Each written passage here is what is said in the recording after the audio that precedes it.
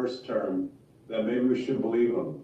That just because he talks about 60% tariffs, and most economists would say that's completely crazy, we shouldn't dismiss the fact that he might do that. And he has, I think it was a huge mistake that Congress made, though you understand why. He has unilateral authority over that. You would think this is weird. The Constitution gives taxing authority, and that's what tariffs are, to the Congress. But the Congress has delegated that all the president has to do is say there's some kind of national emergency, which, of course, to Trump, there's three national emergencies every day. So he can actually do that. So you have some handle on the numbers. On the mass incarceration and deportation promises, I don't think he'll ever get 11 million. What he'll get in the first year or so, I have no idea. It depends on how draconian and thorough they are. You can imagine pretty horrible scenarios there, but it's really guesswork. Alan Blinder, I look at Republican, and of course your support of John Kerry and Al Gore and others puts you on the left side of the debate, but I look at the nuances of the conservative debate on economics, and I see someone acutely responsible like Glenn Hubbard at Columbia University, and then I see others within the milieu, including with President-elect Trump, who are basically saying growth at any cost. What's the price of a growth at any cost strategy? Well, I think there are several possible prices. First of all, in pursuit of a will-o'-the-wisp, you may do silly or crazy things. That's the first thing you worry about. Like, for example, just to give you one example, we're on Bloomberg after all. Massive repeal of banking regulation. Sure, let's go back to 2007 or something like that.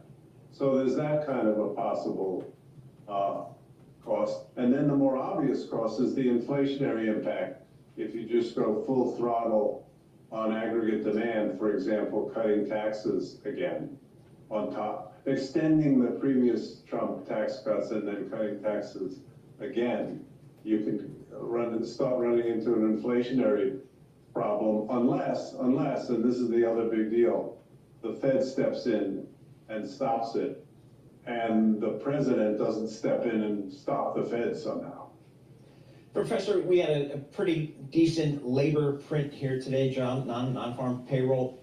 It seems like this labor economy, it just kind of continues month after month after month to kind of amaze a lot of investors here. How do you view the U.S. labor market?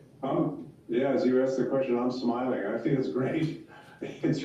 It's beyond what any of us, I think, would have imagined, beyond in a good sense, what any of us could have imagined a year and a half ago or something like that. I look at this number that just came out as hitting Paul. Hello, this is Dr. Paul Cottrell, and we're doing a live feed here on the big channel and on my other channel here on YouTube, where you have the telemetry of the market. This is all live feed, all active prices. The New York Stock Exchange has opened up already. We're already 7 minutes into the trading session. It takes me a little while to set everything up, so it's all live stream. I'll be setting up the X Spaces, so if you want to call in, you can call in through X Spaces. Just go there, raise your hand, and I will put you on the live show, and you can ask a question or give me your take on what we're covering. So the things that I want to do a market cap here, market recap.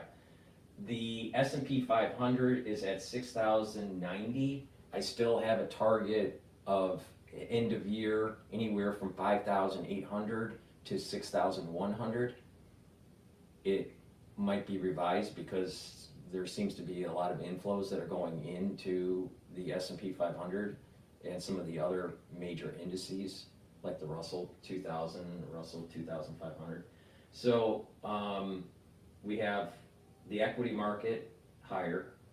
We may actually see a 6,100 today. VIX is low at 13.07. That means that there's low risk in the equity market. All right, that's at 13. It can't stay at 13 for very long. Normally, you want it to be at about 15. So, risk, we're too risk-taking, I think. So it needs to, I think I'd be a little bit happier if risk went up to about 15 and then stabilized at 15. 12, 13, I think it's too low. Euro USD is trading at 1.057. So, you know, relative to a few trading sessions, the dollar has weakened a little bit relative to the euro. Oil is trading lower at 67.32. So we'll pay attention to that, see what's going on. I also have on the dashboard, I put two new charts. BITO. BITO is the Bitcoin ETF to go long. That's trading at 25.47. Yesterday it was trading at over 26. So right now that ETF is down by 0.03. So, well, now it's down 4 cents per share. So that means that Bitcoin is slightly lower in price. The USD to yen is trading at 149.69. Yen is strengthening slightly compared to yesterday because yesterday's trade was around 150. So yen is trading a little bit stronger. So dollar is a little bit weaker, but not, you know, everything seems to be, you know, stabilized. New payrolls came out at about 227,000. It seemed to be a little bit, I personally think that it shows that the Federal Reserve should not lower rates. You have other economists that are saying that this data is saying that the Federal Reserve will lower rates. You know, I don't know. I think that the Federal Reserve should not be lowering rates at this moment in time. I think the Federal Reserve lowering rates with low unemployment and inflation higher than 2%, if they lower rates, that will lead, that could stoke more inflation. They should hold rates, not lower rates. But that's my take on it. So help support the channels by watching the live feeds, participating on X Spaces, participate in the chat, all right? Again, you can get the live feed on the big channel, you can get the telemetry on the other YouTube channel that I have. You can also see live on my website, the-studio-reykjavik.com, under broadcast live, and you can see either feed on my website. All right, so you can go to broadcast live, that will take you, and then you can see either feed, right? And then you can, you know, obviously you can large screen it. So you can see either feed, the dashboard feed or the larger screen feed. So it's up to you on how you want to do it. So there's lots of ways to take a look at this live feed, all right? The whole idea is I'm trying to build this out so we can handle information and cover information in real time and get your opinion on things. And so it should be interactive. But the ones that want to, you know, call in, make sure you do that through X Spaces. So follow me on X, watch the spaces that I'll be opening up, and if you want, or listen, I guess, and if you want to call in, raise your hand and I'll let you on. It's that simple, all right? So you call in through X Spaces. So let's go to, you know, since, you know, I'm from Detroit, let's go to the whole Lions thing. I think that they're talking about the betting on Lions on Bloomberg. So let's Next go fall, Yep. starting, you know, into the season and all that, it's gonna get worse. It's gonna be more. Absolutely, every year for the next several years, and until ultimately, it's all going to be on streaming, I think. I've already bought the NFL Sunday ticket. Did you buy that? Yes, I did. That's a lot of money. But boy, is it worth it. Because I can watch different games. I mean, it's a piece of work. Okay, I'm sorry. I'm not pitching it, but boy, it is good. Michael Barr, we went to the moon for this. Yes. I mean, we went to the moon so we could get, what's it called, NFL Sunday something? Sunday Sunday ticket, ticket, yeah. Sunday ticket, yeah. Lisa, they don't sell this at Costco. Did you see what that thing costs? No, but my husband asked and we are not getting that. Yeah, exactly. Michael Barr mortgaged a child to get it. Good morning, Bloomberg surveillance. Okay, so they're on commercial here. I'm setting up the spaces here. And so if you want to do a call in, you can. All right, so we're on spaces now. You know, and it takes a lot of effort to set up this live stream because it's on multiple channels and it's multiple feeds. So before we continue on with the market, please help support my work. All right, you can help support my work many ways: sharing the links, asking your social media to follow me. You know, of course, YouTube bleeds my subscribers, and you know it tries to harm my reach to inform people. So subscribe. Make sure you subscribe to all 4 channels on YouTube, my Brighteon, Bitchute, and Rumble channels. Please help support the work. You can also help support the work by donating. You can donate on my website, the-studio-reykjavik.com. You can donate through Stripe, PayPal, or Buy Me a Coffee at the bottom of the homepage. You can also be a paid member to my Patreon channel. It's through the donations on my website and being a paid member on Patreon that allows me to put thousands of videos for free to inform people about how to improve their health, what my opinion is going on in economics and finance, what's going on internationally, and how to improve your health. All right, I put a lot of effort into this. All right, so please help support my work. So most of the videos that I do are for free. I do some medical lectures on pulmonology and immunology that I have put on my website. It's only $50. You learn a lot of information. You get PDF files, lots of them, and access to videos of me lecturing on a particular item, either on immunology or pulmonology, only for $50 for each module. So you can purchase that on my website under classes. Really simple. You get a unique password. You can log in anytime, as many times as you want, and download the PDFs. So it's a great way to learn about pulmonology and immunology. And over time, I'll continue to put on new modules. I think the next module I'll do is infectious diseases. So another way to help support my work is buy the products that I have on my store. I want you to follow what I'm doing, all right? And that is, you know, following a certain type of protocol to slow down the aging process and improve your health, all right? You can do that many different ways. The best way is to look at this multi-pronged, holistic approach. Proper diet, proper exercise, detoxify the body, do some balancing exercises, mindfulness, right? Challenge your brain, reading, writing, talking to people, learning new things, proper supplementation, some resistance training, some cardiovascular training, and that will take you a long way, all right? So please go to the store, follow my protocol, and help support the work. So let's go back to Bloomberg here before we go and take a look at some of the other Trip around the sun, how about that? Good. Still here. Good plans? Oh yeah, all good. It's a weekend thing. You've been, it's like a week celebration. Yeah, exactly. You get this far. Well, you went to Broadway last night. So yeah, a And wonderful. Louis Armstrong. Yeah, a wonderful work. Okay, I'm gonna jump Great to show. France Incredibly 24. I'm gonna jump to France 24 because they're talking about martial law rejected by lawmakers. This is the South Korea issue that we were covering a couple days ago.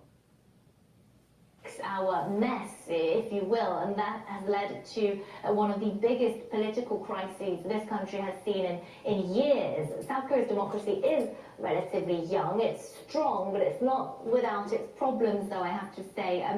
There are a lot of people here who are nostalgic of the authoritarian era. Park Geun-hye, who was a president who was impeached in 2016, she was a daughter of a dictator, and she was elected democratically. She rode on the wave of nostalgia, and the Conservative Party saw no problem with putting her on the ticket. Then there's also a legal system that really struggles to reform here as well. Korea's prosecutors notoriously wield a lot of power, and this has times put into doubt if every single South Korean citizen is truly equal before the law. Yoon Suk-yeol himself was a prosecutor who rose up the ranks before becoming president as well.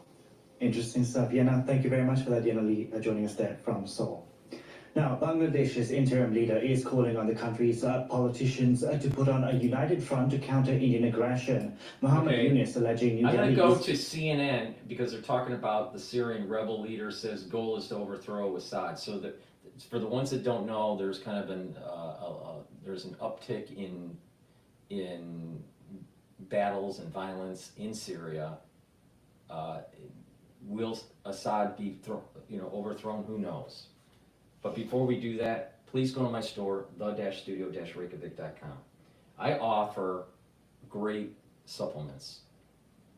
One of the best antioxidants that you can get is C60. Because of the way the molecule is shaped, it can soak up a lot of free radicals. Free radicals do damage to your cells. You want to soak those up. Free radicals is what ages you. All right? Free radicals harms your mitochondria, so your energy source goes down for ATP. So you want to soak up those free radicals. And when you do that, your tissues perform better and you slow down the aging process and you have more energy. So go to my store, the-studio-reykjavik.com, and get the C60. This you can get in MCT coconut oil, and avocado oil, and extra virgin olive oil. The reason why it's in an oil is that C60 is lipid soluble, so it has to be suspended in oil so you can absorb it, all right? So you can choose which oil that you want. Some people prefer the coconut oil, some people prefer the extra virgin olive oil or the avocado oil. You can get it in a 2 ounce, a 4 ounce, or an 8 ounce configuration. The higher ounce configuration, the cheaper it is per ounce. So it behooves you to actually purchase from my store at the higher ounce configuration. Even though it's more expensive, it's cheaper per ounce. So that, that way it can try to help you with your budget. Now, you take a teaspoon a day. By taking a teaspoon a day, it's best where you take it on an empty stomach, so you get better body absorption. And what you'll notice is that your energy levels are going to start to go up over time. You're aging slower, and that you're going to start noticing that your body is performing a little bit better, especially when you are working out. Your recovery time is better. Your inflammation's lower, and a lot of these other glandular issues or endocrine issues, you'll start to see that your body's improving. So please go to my store, the-studio-reykjavik.com, get the C60, take it every day, take a teaspoon a day, all right? It's best to take it on an empty stomach. If you work out, take it before you work out because you will recover quicker. The reason why is that when you're working out, either cardiovascular exercise or weight training, you're producing free radicals, and you want to soak those up, and you'll recover quicker. So please go to my store, the-studio-reykjavik.com. Follow what I do. I take this every day. It slows down the aging process, increases your longevity, increases your ATP, and improves the health of your cells. And when you do that on a regular basis, you're going to improve your body holistically. So please go to my store and get the C60. All right, so let's go to CNN and figure out what is going on in Syria. Now, if someone wants to chime in and tell me their opinion about Syrian conflict, Click and Grow Smart Garden. please do. Fresh. All right, here we go. Forces have now taken over Hama. That is the second major city they've captured since launching a surprise offensive last week.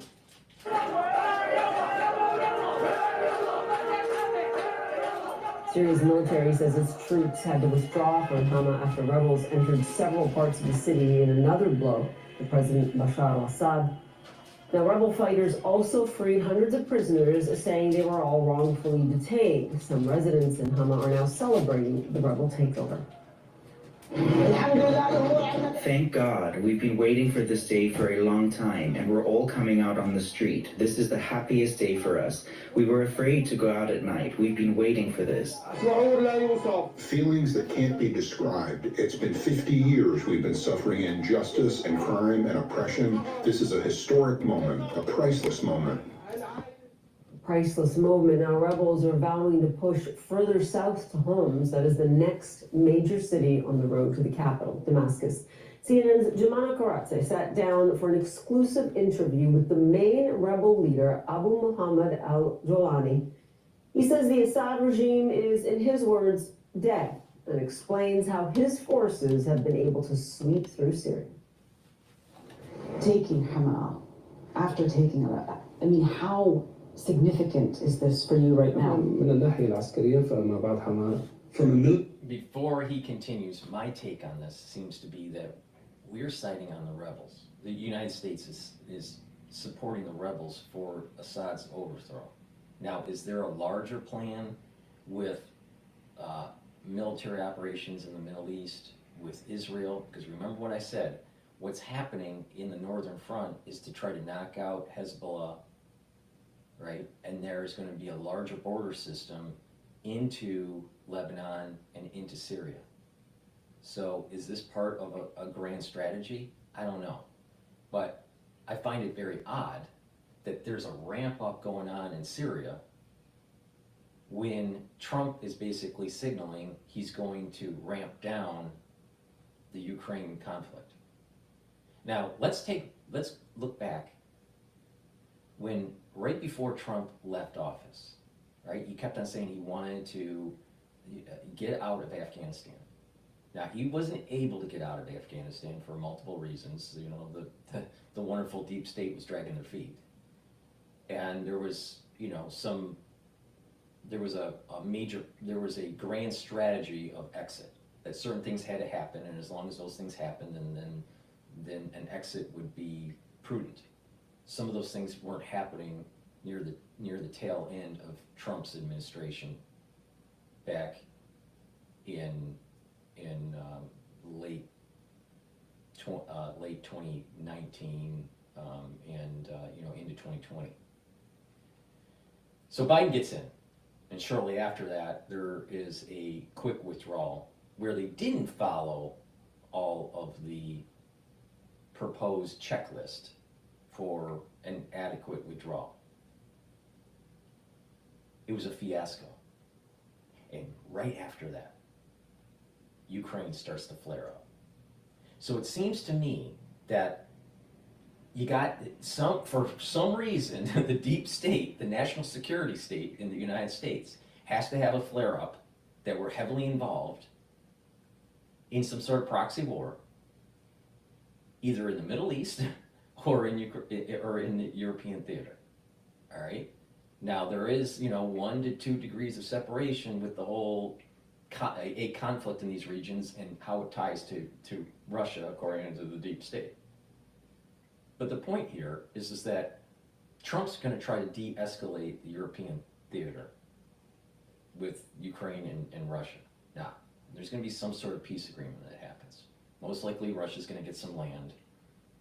Ukraine is going to have to relinquish some of the Russian proper to reach this peace agreement. The oil, the fly in the ointment with this whole peace agreement is, what does Ukraine do when it comes to NATO? Does it get integrated into NATO or not? And at the same time that this flare-up with Syria is happening, there's this flare-up that's going on in Georgia. So, and Putin has been on the record with Tucker Carlson that it's the CIA that's, pushing, helping along some of these rebels. So now we have 2 rebel areas that are happening, Georgia and Syria. It seems to me that the United States is funding, supporting. Now, I could be wrong on this, but that's my take at this moment in time. That the national security state is suspecting that this European conflict in Ukraine is going to die down under Trump.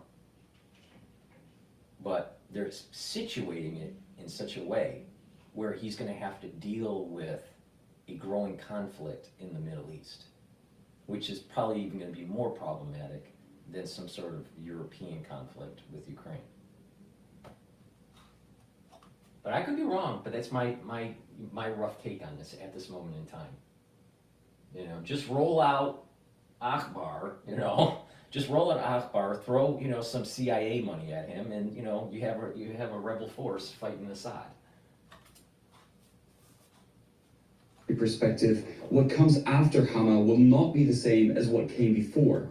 However, I prefer not to be overly optimistic during the battle. I like to remain cautious and vigilant to avoid complacency and ensure we don't suffer losses while believing we are safe. What comes after this? What's after Hama? The course of the battle, as for the secrets of the battle, let's leave them to the unfolding events. You will witness them in reality, which is better than discussing them now. In a matter of days, you have taken major cities. What's changed? How are you able to do this now? In recent years, there has been a unification of internal opinions and the establishment of institutional structures within the liberated areas of Syria. This institutionalization included the restructuring within military factions. They entered unified training camps and developed a sense of discipline.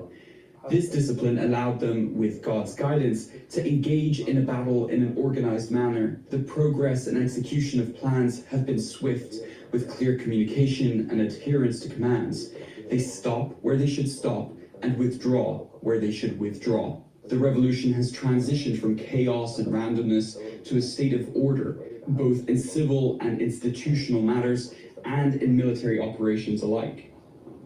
Some believe this is happening because the allies of the Assad regime, the Russians, Hezbollah, Iran, that they are weakened, they're preoccupied with other wars. And this is why we are seeing this happen right now. And the Syrian regime itself weakened.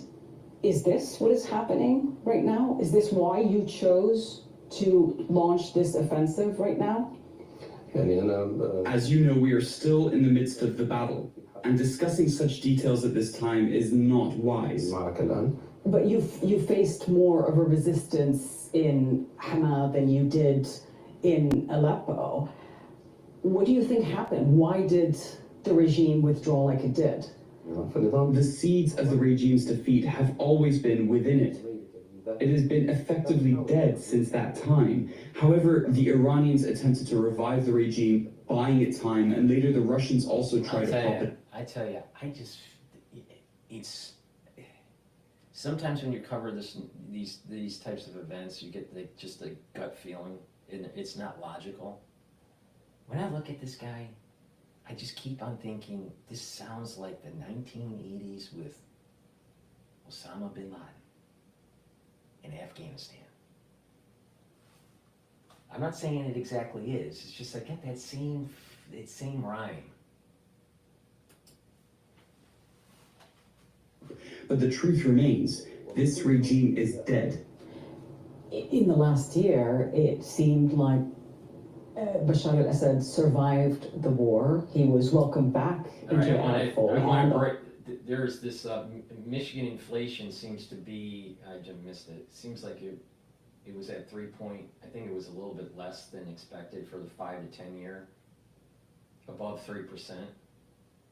Michigan December current conditions at 77.7 versus 63.9. So that's better. Michigan year ahead inflation expectation rise to 2.9% versus 2.6%. So we're having economic data coming in. Now my take, again, why I said the Federal Reserve shouldn't be lowering rates. Unemployment is too low. it's below what is called natural unemployment rate of 5. If anything's below 5%, it's below the natural unemployment rate. That means the economy's too hot. When you couple that with inflation that's above a 2% target, then if the Federal Reserve lowers rates, it's going to heat up the job market even more and increase inflation. The Federal Reserve doesn't need 100 economists, econometric experts, and a bunch of Ph.D.s. It's really simple. 2 rules. What's the unemployment rate? Is it above or below 5%? And what's the inflation? Is it above or below 2%? It's that simple. That simple. It doesn't need a bunch of, but the problem is you just throw in a bunch of other variables and they try to justify a certain policy. Now, of course, you have to look at the trend of data, not just the static data point. What's the unemployment? What's the inflation rate? But what's the trend? Is it going down? Is it going up? The speed of the trend, So, the first and second derivative of the data set. But it's just 2 major variables. Unemployment rate and what's the inflation based on target, which is 2%. So if the Federal Reserve lowers rates, it's not going to be good in the long run because it's going to be inflationary. We have too many people that are employed, maybe inefficiently, and we have prices that are too high. So if you have a little bit of a downturn in the employment, then what will happen is that prices will start to drop because consumer consumption goes down, and you're going to start having things more affordable. Then people will realize that there's this, that minor recession, starts to improve, and people will start to invest again in businesses, and there will be a new cycle. But they've been trying to engineer a soft landing for so long that I think the Federal Reserve is, if they continue to lower rates, that it could be inflationary. Now the problem is that Trump wants lower rates, because the thought is that you're going to be able to invest, you're going to take out loans at a lower rate, people will be able to buy homes, and it will be good for the economy in the long run. But I'm concerned that the Federal Reserve has been printing way too much money. And a lot of this money that they're printing is trying to financially engineer the overspending that's going on at the federal government. Big problem. All right, let's continue on with Assad, because I jumped in with this whole data dump that came from Michigan. World stage. The Arab countries' evaluation of the situation was mistaken. Some Arab countries try to separate the regime from Iran's project. This is impossible. Even if the regime wanted this, it can't implement it. It's a subservient relationship. Iran can disengage from the regime, but the regime can't. To describe the regime as victorious is deeply unjust to the many children, people, women subjected to rape in prisons, displaced individuals scattered across the world, those drowning in the seas, and those living in tents on the borders of other countries. What kind of victory are we talking about? In the past, you have talked about strict Islamic rule. Is that still the plan? People who fear Islamic governance either have seen incorrect implementations of it or do not understand it properly. We are talking about something that aligns with the traditions and nature of the region. The most important thing is to build institutions. We are not talking about rule by individuals or personal whims. It's about institutional governance. Syria deserves a governing system that is institutional, not one where a single ruler makes arbitrary decisions. Many Syrians are happy and will be happy to see the end of the Assad regime, but they're also worried I about go to what Bloomberg with this data, HTS? that came out here. This flash being brought to you by IBKR. With Interactive Brokers Forecast Trader, you can trade your views All right, on so key consumer economic sentiment market indicators. Visit went up. IBKR.com/forecast. Get started today. Yeah, another record. S&P 500 on track for that. 22 points higher. 6,097 on the index. Traders boosting bets on the December Federal Reserve rate cut. They have to look.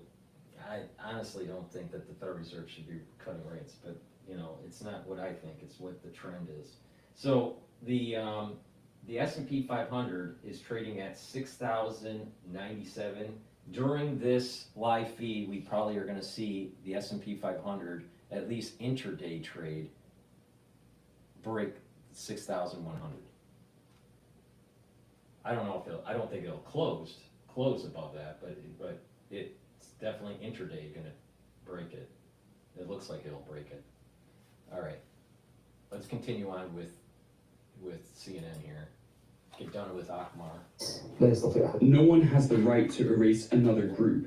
These sects have coexisted in this region for hundreds of years, and no one has the right to eliminate them. There must be a legal framework that protects and ensures the rights of all, not a system that serves only one sect, as Assad's regime has done. You know, listening to you speaking, you've gone through quite the transformation. Once an Al-Qaeda leader, your group has had affiliations with Al-Qaeda, with ISIS, and now you are projecting this image of a moderate leader and a moderate group. What is HTS right now? Hayat Tahrir al-Sham is one of the factions in the region, just like all the others. Now we're talking about a larger project. We're talking about building Syria. I'm telling you, if they have an acronym, it's coming out of the CIA. They have HTS now. You might as well just have a tattoo that says CIA funded on his forehead. God.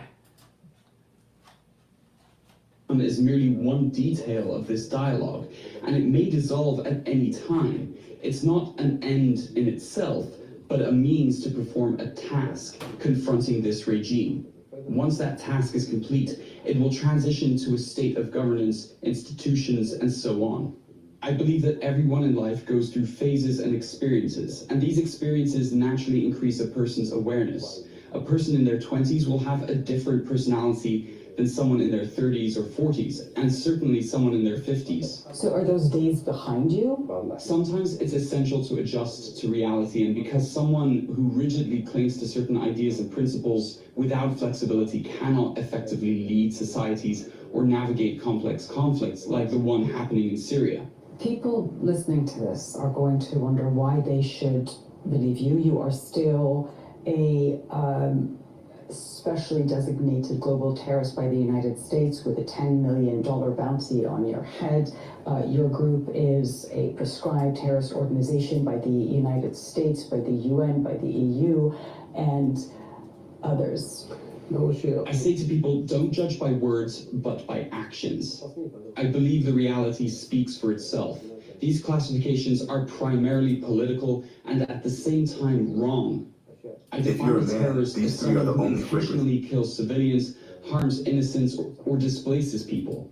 If we're being honest, many of the wars waged by major powers in Arab, Muslim, and even non-Muslim countries have involved the deliberate killing of thousands, the destruction of homes, and the displacement of millions. Even the regime itself is guilty of such actions. But the US and others would say is that you were parts of groups that did exactly that.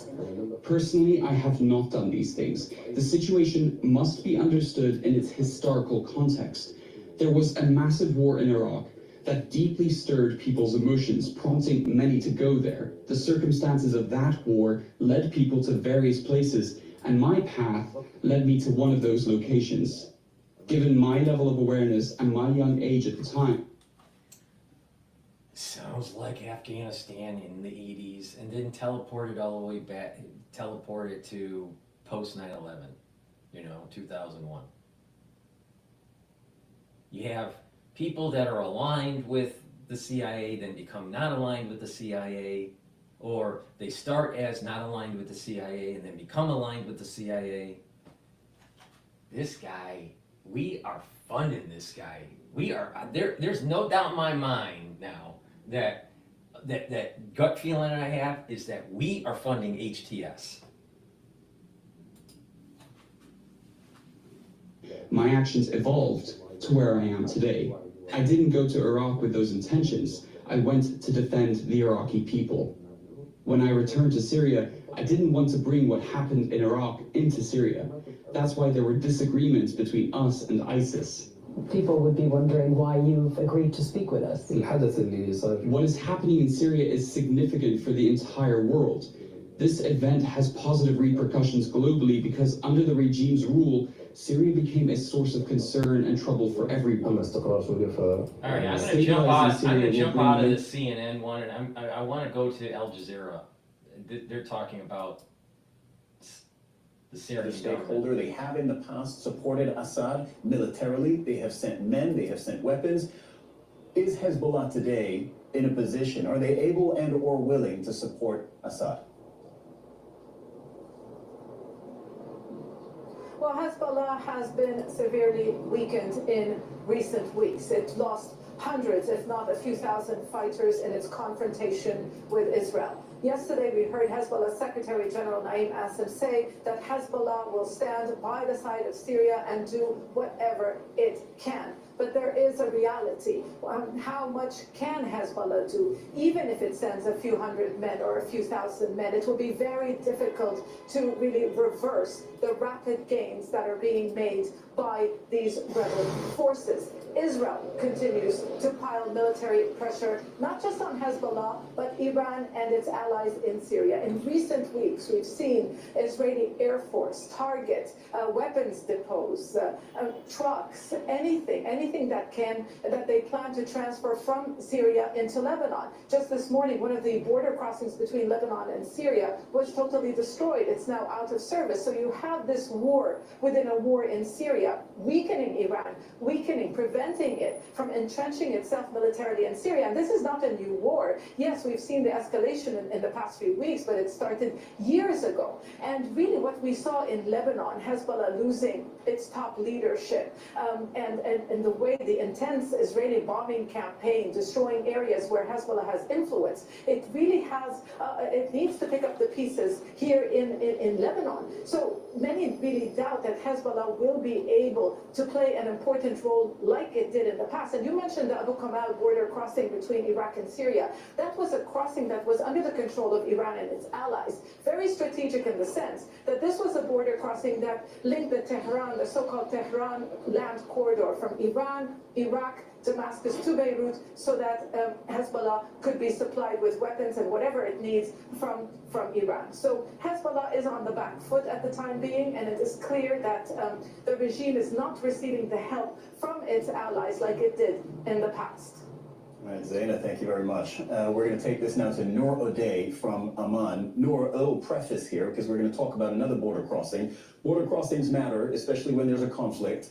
And we are seeing that the Lebanon-Syria border crossing was struck today, attacked by an Israeli airstrike. We're seeing that the Syria-Iraq border crossing may have been taken now by Kurdish fighters. And Jordan has shut its borders with Syria. What can you tell us about that? Well, Cyril, Jordan is a country affected by all the conflicts we are covering. It is situated right in the middle of it, and it has shut down its border with Syria already. This is a country hosting more than 700,000 Syrian refugees, so it has been affected by the conflict in Syria since the beginning of the conflict, since 2011. There are serious concerns in Jordan that the security ramifications of what is happening, that the fallout of what is happening could infiltrate Jordanian territory. And there is some fear, some apprehension that there might be an influx of people fleeing the fighting, if there is any, in Daraa in particular. And so a lot of precautions are taken there. Also in line with Jordan's policy of trying to protect the country from all those fires raging in the region. Sarah, you have the war in Lebanon, you have the war in Gaza, you have Iran, you have Iraq. All of these countries, everything that happens in that region affects Jordan and what happens here, and that's why you see all that heightened alert. Another border area is the one between Syria and Israel in the occupied Golan Heights, and Israel announced that it is increasing its military posture there in light of the developments in Syria. What are you learning about that? Yeah, it's been very interesting to watch the Israeli analysis of what is happening. As early as Wednesday, Israeli media started reporting that the security establishment there estimates that the threat for the complete collapse of the Syrian regime is very real. We saw an emergency security consultation meeting on Thursday in Israel. There is one scheduled for Saturday evening and another for Sunday evening. So Israel taking this very, very seriously. It's very interesting, though, how the stars have aligned, because on the one hand, Israel stands to benefit from this corridor that Zaina and Rasul were talking about, that was supplying weapons and support to the Syrian regime, but also to Hezbollah in Lebanon from Iran. But on the other, the Israeli government has some concerns, some questions really more than anything, about what are the ramifications of the rebels controlling the Golan area. Remember that Israel occupies part of the Syrian Golan Heights. It wants to know who's going to be on the other side. The Syrian regime bordered it. It didn't have relations with Israel, but there was a rapprochement between the two countries. There are no guarantees that this would persist, but certainly on the one hand, it's good news in relation to Hezbollah and Iran. On the other, a lot of security concerns. Noor, thank you very much for all of that. That's Al Jazeera's Noor O'Day reporting from Amman, Jordan. And as opposite. Okay, so we're gonna go to Fox. We're gonna talk about now the murder of the CEO from United Health. But before I do that, we're in the cold season in the United States. All right, it's really important. Trust me. Pay attention to what I'm saying.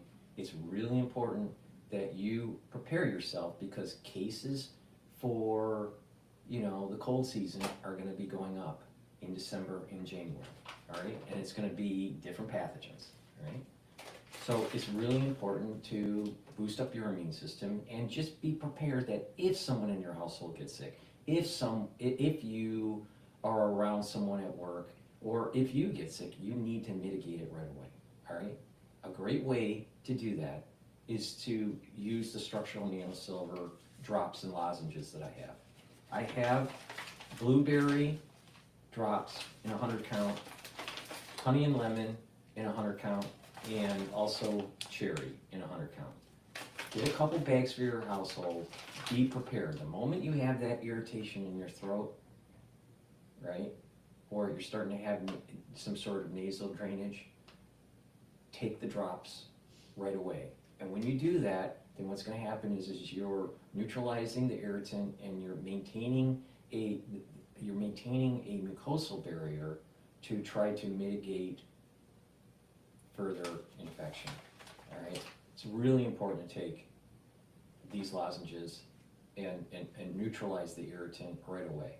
All right, get a couple bags for your household. You're going to be around people, trust me, at home, at work, at school, within your community, at church or synagogue or whatever. Cases are going to be going up. All right, so please be prepared. Make sure you have the structural nanosilver lozenges. So go to my store, the-studio-reykjavik.com, and get a couple bags of these lozenges, very high quality. Go to the store, the-studio-reykjavik.com. In addition, it's really important to take a multivitamin, all right? You need multivitamins to boost up your immune system and to have the ingredients that your cells need as cofactors for enzymes, so your enzymes are working properly. So please go to my store and get the multivitamin. This is easy to digest. It should be part of your daily stack. Take this every day to improve your cellular processes, making sure that you have all the cofactors that you need for proper enzymatic activity. Very important. If you want to know all the different vitamins that I have in this multivitamin, go to my store, take a look at the label. I don't have time to read everything. So please go to my store and get the multivitamin. Take it. It's a very high quality, easy to digest multivitamin. So let's go to Fox News and take a look at what's going on with this murder of the CEO. In hunt for the gunman who murdered the United Healthcare CEO enters its third day right now. Chaley Painter is here in Studio One with the latest evidence that could solve the case. Chaley. That's right. Hey, Steve. So police appear to be closing in on the identity of the man suspected of gunning down 50-year-old Brian Thompson Wednesday morning outside a New York City hotel. Police sources revealing to Fox that they have a cell phone. Now let's pay attention here. United Health is a major insurance company, and they were denying people coverage, and they were trying to slow walk it. They deny, they fight it in court, so they can have a profit. Now my understanding is that they were also using artificial intelligence to make the decision to cut the benefits. Now isn't that lovely that we're going to use this technology where a robot or some sort of algorithm is going to tell you if you should be thrown over a cliff because you're too old. I don't really feel that sorry for the CEO. Was dropped by the suspect near the scene with fingerprints and a water bottle purchased by the suspect at a nearby Starbucks that is being used to build a DNA profile.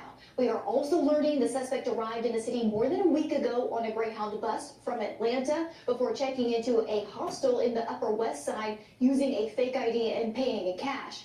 These photos were taken at that hostel, the first images to show the alleged masked assassin's face smiling. Reportedly, in a moment, he pulled his face covering down to flirt with the hostel clerk. Police sources saying he shared a room there with at least 2 other men.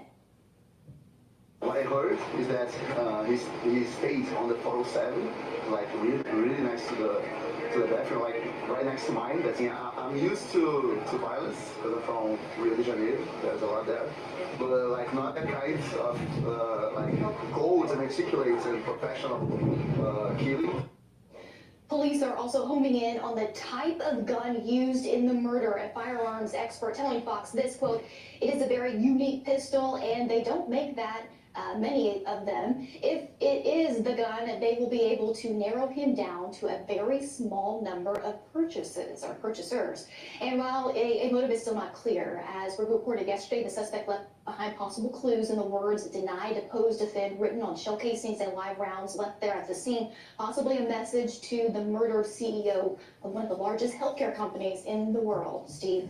Lots of more details. Chaley, thank you very much. Let's bring in Frank Loveridge. He's a former Secret Service special agent in charge of all sorts of stuff. He worked with George W. Bush, Barack Obama. It's good to have you, Frank. Thank you for having me. Okay, so we've got a much better picture of this guy because when he checked in, apparently he was wearing a black mask, a face mask, and starts flirting with the hostel clerk. And she said, "I got to see your face," probably to check you in. Mm-hmm. He pulled it down. He's smiling. We got a better idea. Where does it go from here? Well, I think they're closing in on him now. It's the 4th day right now. We're looking at, we have a facial recognition on him now. We've got some DNA possibly off of one of the items he had, water bottle.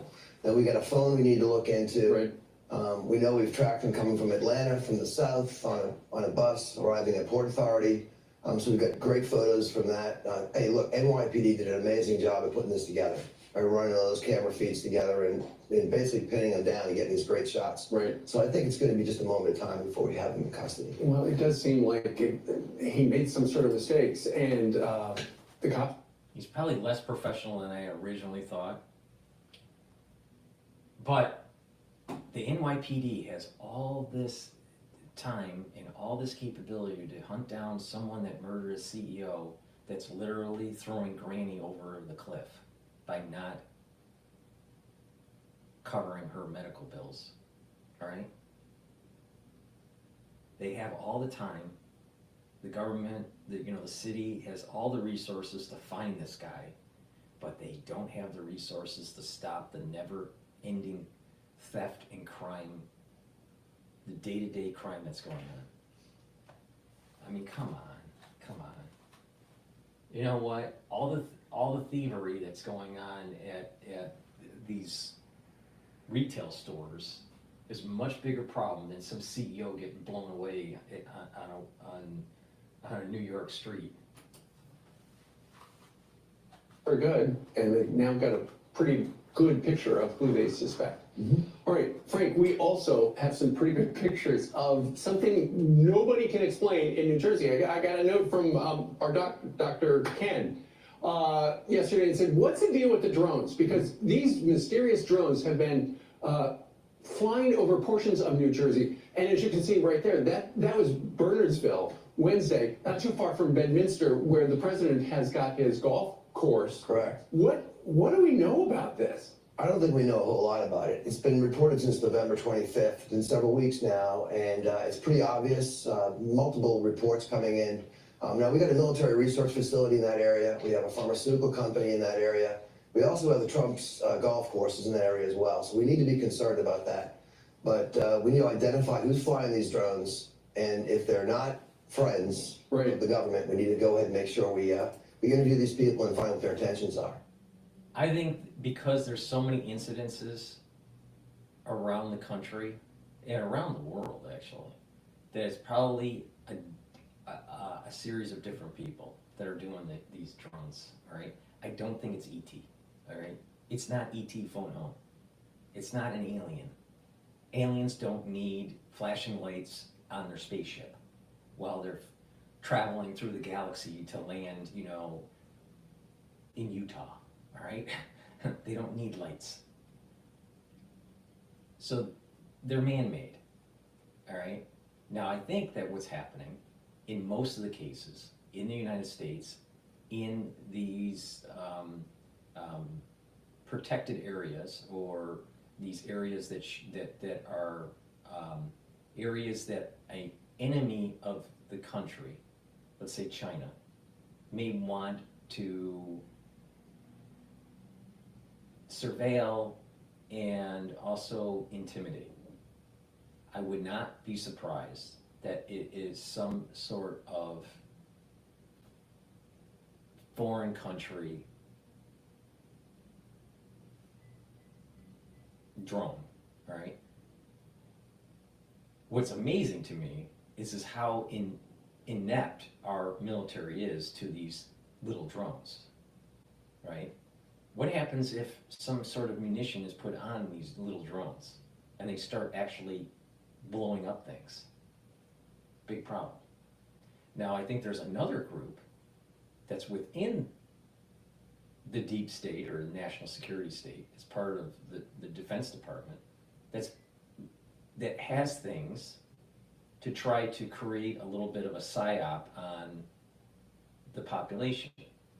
Make them think that maybe it's a foreign country projection to give the national security state more power. The point I'm making here is just this. We have enemies like China that want to do harm to the country.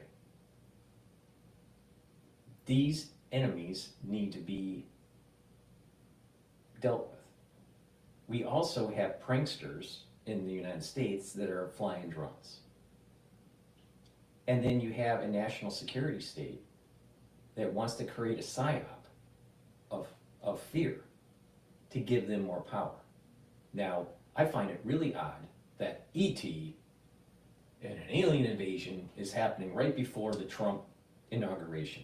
Now, either I'm wrong in that ET is really impressed with what happened during the election and they want to watch, you know, the inauguration for Trump, which I don't think is the case. Or is it that the national security state is doing some sort of psyop in conjunction with what's going on with China's infiltration of our airspace, aka spy balloons and spy drones, that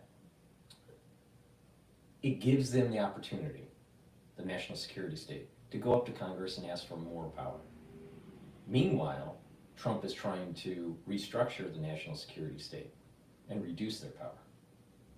So like I said, 2025, all the way through the rest of Trump's administration, second term, is going to be chaotic. In overall, I feel very bullish about America, especially in the long term. But it's going to be chaotic. There's going to be a bumpy road with during the Trump administration. But I don't think it's ET. I don't think it's ET with it's some sort of, it's like I said, you have some pranksters, you have probably some enemies, you know, like China, maybe even Russia, that are flying in our airspace to surveil. It would be problematic if they have munitions on those drones. And I think the larger scale stuff are psyops by the national security state. Because if you get rid of Russia, you end the Cold War, and you get rid of Islamic Jihad, who else are you going to attack? Why would you need such a bloated out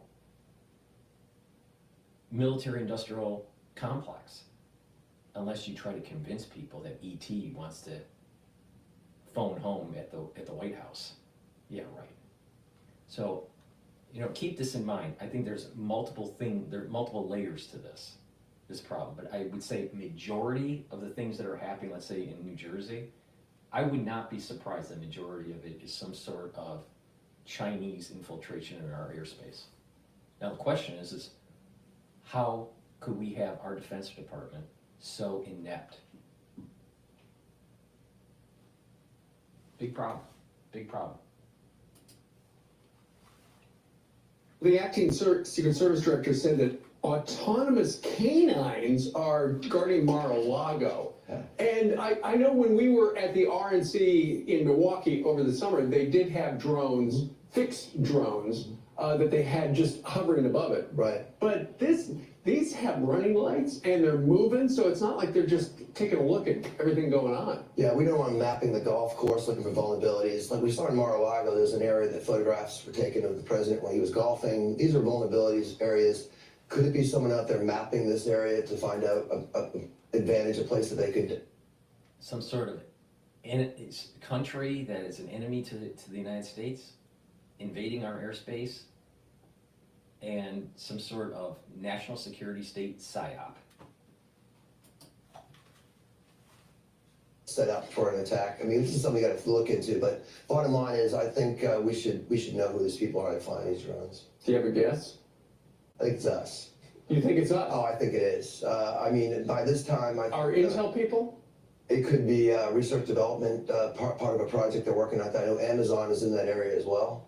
So who knows what's going on out there. But 3 weeks has gone by and we haven't seen a lot of reports on who these individuals are. Man, it could be Amazon.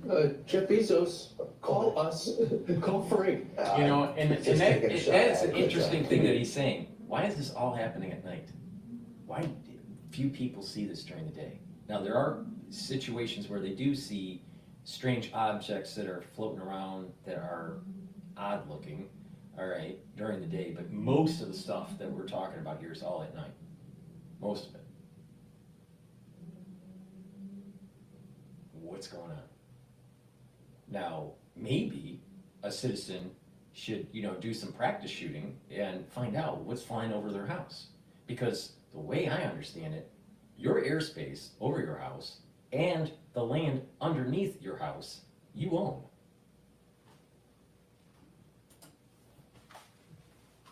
Thank you, Steve. Frank, thank you very much. Yeah. I'm Steve Juicy. I'm Brian Kilmeade. And I'm Ainsley Earhart. And click here to subscribe to the Fox News YouTube page to catch. But you'll have a bunch of flat earthers out there. You have a lot of people that think it'll be ET. Stupid. A lot of people will buy into this, the stupidness.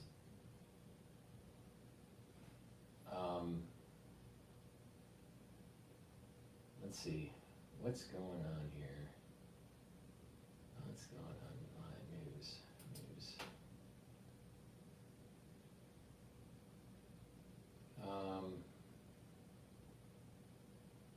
Let's play Times Radio. I'd be interested here. Putin's Mediterranean outposts at risk as Syria rebels take key cities. All right, so there's coupling. If you go back to 2020, there was a Russian-Turkish peace treaty or peace deal, ceasefire, negotiated around Idlib.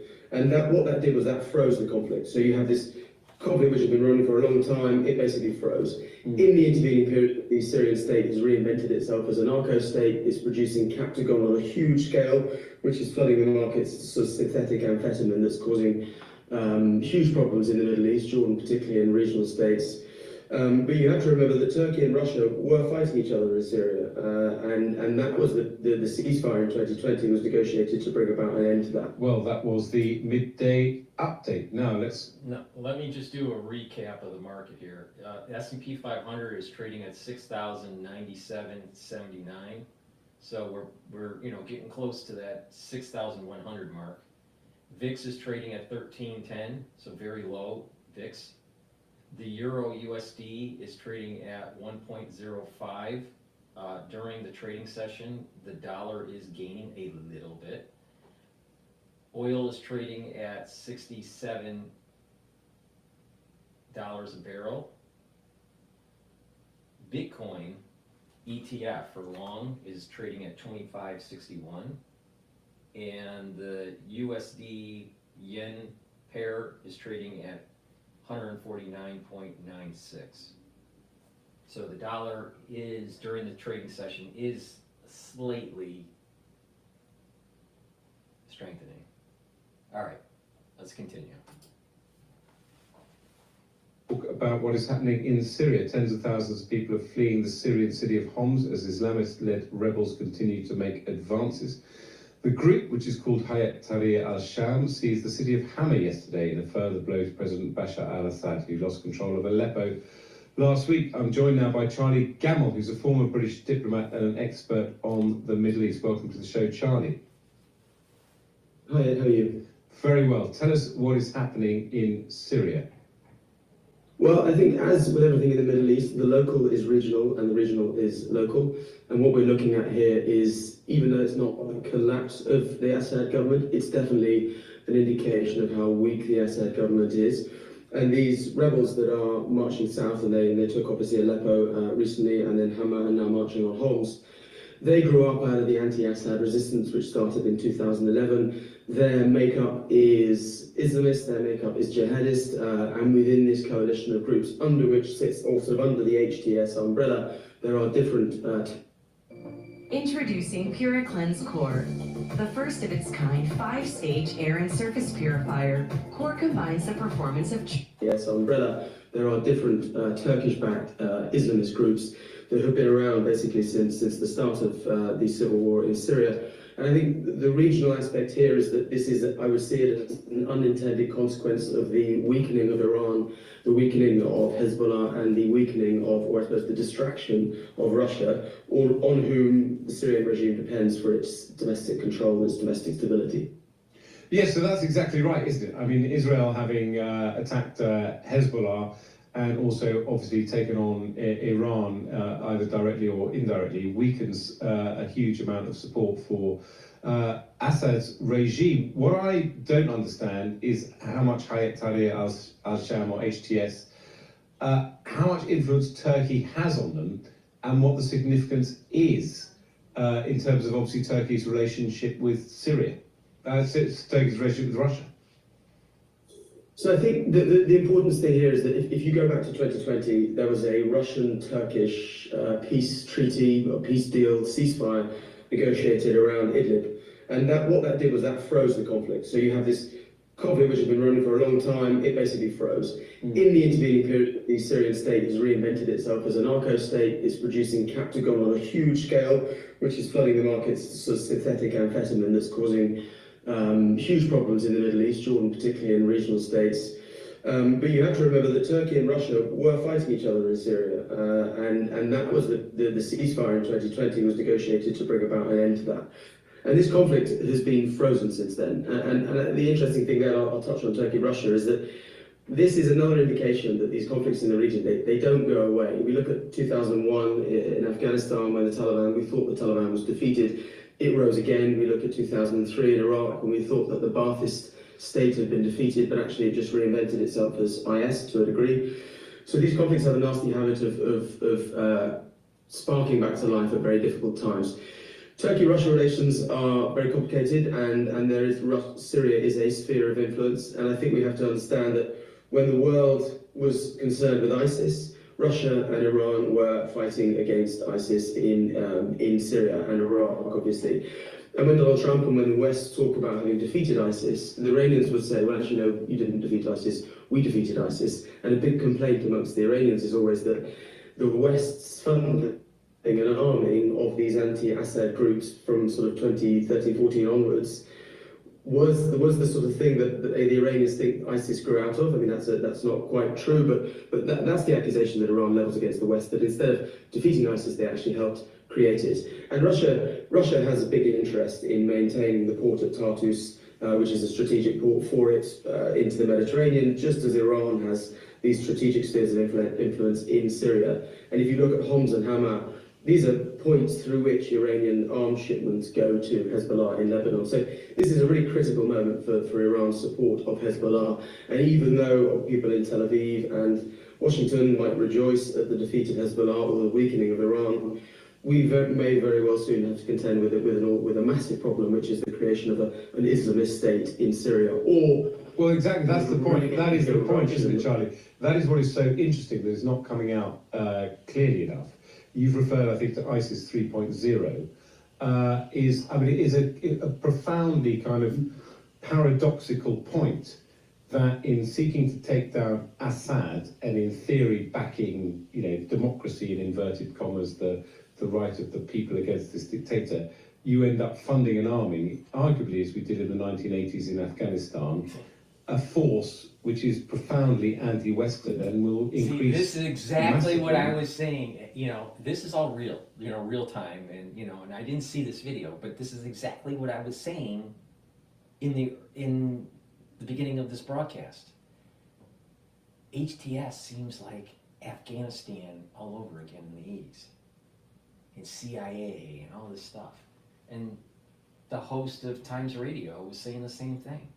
So I'm not the only one picking up on this feeling of what's going on with Syria and these rebels. Security risks in Western countries. Yeah, and I think if we zoom out one. Want the effects of Viagra, but faster? Meet Rose Sparks. They contain sildenafil and tadalafil, but Sparks dissolve under the tongue. Yeah, and I think if we zoom out of course, when we're listening to Times Radio, we have to have a Viagra commercial. Please go to my store, the-studio-reykjavik.com, and get the great deodorant bars. I've partnered up with Rainbow Herbals, and we've created these deodorant bars. You can get it in peppermint, lavender, and tea tree, and in citrus. This is made from essential oils from the Himalayas, very high quality deodorants. All right? In addition, this is a dual purpose product. You use it as a deodorant. It's for males and females. You use it as a deodorant every day because you want to smell nice, but it'll help to detoxify your body. This has no aluminum in it, no baking soda in it, all natural ingredients, essential oils from the Himalayas, very high quality. So please go to my store, the-studio-reykjavik.com, and get the peppermint, lavender, and tea tree deodorant or the citrus deodorant. Get a couple bars for your household and help support my work and help support your health. And, it's really important, especially when we're in the cold season, all right, to improve your immune system. How do you do that, all right? You want to bring down inflammation. You want to bring down that chronic inflammation. So when your immune system needs to work, it can work. So please, take the ashwagandha root. It helps to control your blood glucose levels and your cortisol levels, right? And that will bring down inflammation and help with your immune system. And turmeric. Turmeric is really important. Why? It's dual purpose. It's an antioxidant, but it also brings down pro-inflammatory cytokines.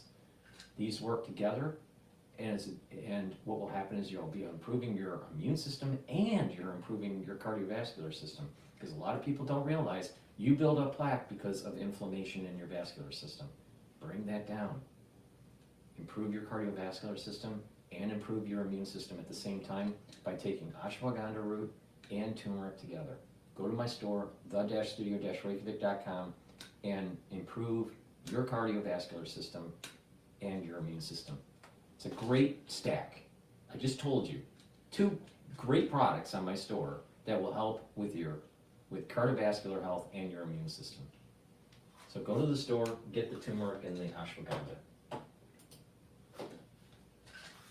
Further, the challenge I think particularly UK Foreign Office and policy has is that there is a failing of strategy there. You use the example of 1980s in Afghanistan. Once that war was finished, we all thought, well, that war's finished, we can move on to bigger and better problems. And I think we did the same thing after ISIS fell. We thought, well, actually, the problem of counterterrorism is no longer a thing. Our big problem is hostile state actors, Russia, Iran, China, North Korea, people who can pose a more strategic threat to us. But actually, what we fail to realise is that if we close one door, then we just leave one door open to someone else somewhere else. And I remember working as a diplomat in North Africa, and you'd have a lot of the North African government saying to me, Britain's taken its eye off counterterrorism, and actually that's just going to leave the door open to counterterrorism to start again. And you use the example of those camps in the north of Syria, which are run by Syrian Democratic Forces, the Kurdish militias, that are stocked to the brim with ISIS adherents, ISIS sort of zealots, and their children.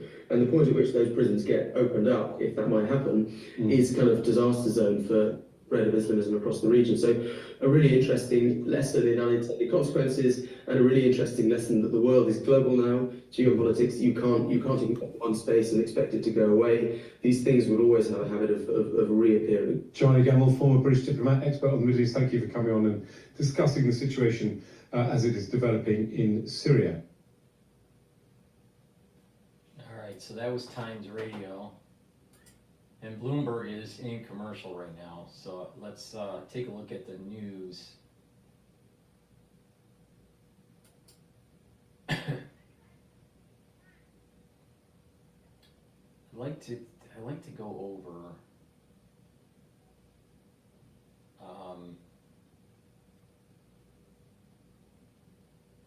I want to go over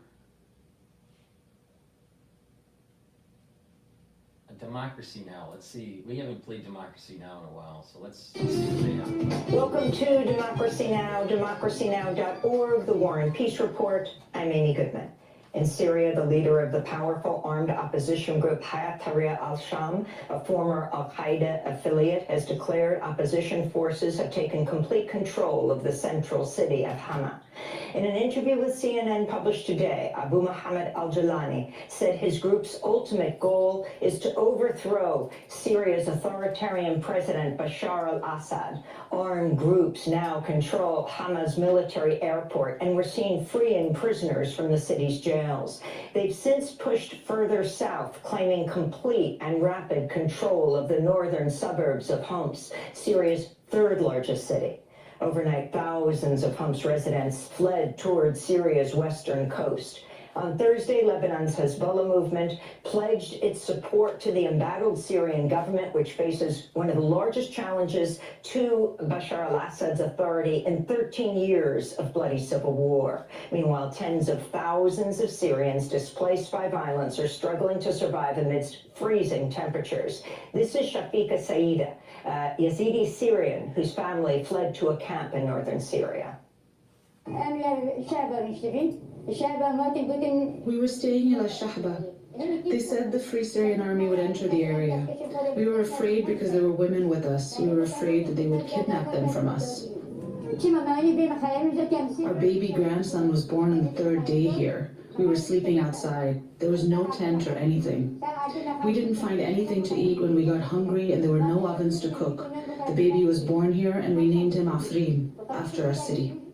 The Kamal Adwan hospital in northern Gaza has again come under intense attack by Israeli forces who stormed the beleaguered hospital, making arrests and ordering others to evacuate. Kamal Adwan's director, Dr. Hussam Abu Safia, also reports many deaths and injuries from Israeli strikes, including 4 medical workers who were killed.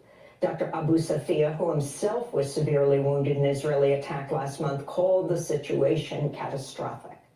In southern Gaza, a director of a soup kitchen in Al-Mawasi in Khan Yunis says many families rely solely on 1 meal per day from his operation after the World Central Kitchen paused its Gaza distributions following an Israeli airstrike that killed 3 more of its workers last weekend. Now, the ghost of famine is beginning to appear here in the southern Gaza Strip. These families can't afford even the low-priced materials and have no source of food except from this charity. Families are relying on this soup kitchen as their only means, as they have found their haven in it. Currently, we are serving more than 800 families, equivalent to approximately 4,000 people. French President Emmanuel Macron dismissed calls to step down Thursday as he addressed the nation following the collapse of the French government in a no-confidence vote. The mandate you democratically gave me is a 5-year mandate, and I will carry it out fully until the end. We cannot allow ourselves to be divided or to do nothing. That's why I will name a prime minister in the coming days. I will ask them to form a government in the general interest, representing all the political parties who can participate in it, or at least who agree not to bring it down. The leader of the Socialist Party met with President Macron today and urged him to meet with the heads of leftist parties. So the explanation on Wall Street on why the Euro-USD pair is stable is because Macron wasn't thrown out. Now, if Macron was thrown out, then most likely the USD would have strengthened relative to the Euro a lot more. But, you know what happens in France. I mean, anything can. Unrest could happen, at any time. So we'll see. As the president selects a new prime minister. We'll go to France later in the broadcast. On Thursday, Donald Trump tapped Rodney S. Scott, his previous head of Border Patrol, for Commissioner of Customs and Border Protection, and Caleb Vitello as acting director of ICE, that's Immigration and Customs Enforcement. Trump's vow to enact mass deportations as soon as he returns to office. In other transition news, President-elect Trump selected venture capitalist, former PayPal COO David Sachs as his AI and crypto czar. The creative position will require Senate confirmation or financial disclosures, though it's likely to directly benefit Sachs' various business interests in Silicon Valley. Sachs is a close ally of Elon Musk and is expected to push for more deregulation. In related news, Elon Musk and Vivek Ramaswamy, tapped by Trump to run a proposed Department of Government Efficiency, or DOGE, met with Republicans on Capitol Hill Thursday to push plans to dismantle the federal government. New federal filings confirm Musk spent over $250 million to help elect Trump. The far-right Heritage Foundation, which created Project 2025, said it's spending $1 million to lobby Republican senators to confirm Pete Hegseth as Secretary of Defense amidst backlash over his history of sexual assault, misusing funds in his previous positions, possible ties to white nationalists, and various violations committed while drunk in public. He once yelled, "Kill all Muslims," while out at a bar during a work trip. Meanwhile, House Republicans on Thursday voted to block the release of Matt Gaetz' ethics report following an investigation. It's amazing how democracy now only wants to demonize Trump, his administration, and the nominees. Please help support my work by going to my store, the-studio-reykjavik.com, and get the great supplements that I offer. I have resveratrol. It is synergistic with other supplements such as ubiquinol, NAD+, C60. It works the best when you stack it. I've been taking resveratrol for decades, and in addition, it will help with the health of the mitochondria. It's an antioxidant, and it will get rid of senescent cells. That's really important when you stack this and you use it as a protocol to improve your health and slow down the aging process. So go to my store, get the resveratrol. It's a very high quality product. Now, NAD Plus is something that I've added to my stack. Now, the reason why I've added it is that NAD Plus helps with increasing your energy levels, but it also helps the repair mechanism for DNA damage. All right, as we get older, we accumulate DNA damage. Now, some of that DNA damage gets repaired, but as we get older, we have more DNA damage and the body can't keep up. Well, you need a supplement to help with that process of healing your DNA that's been damaged. So NAD Plus does that, all right? So NAD Plus increases your energy levels, it helps with the repair mechanism, and it helps with your neuron health. As you get older, your neurons don't function as well. So you need to take supplements to maintain the peripheral and central nervous system. So please go to my store and get the NAD+. This is stackable with resveratrol. And ubiquinol. Ubiquinol is the most bioavailable CoQ10 that you can get, okay? I've been taking CoQ10 for decades, all right?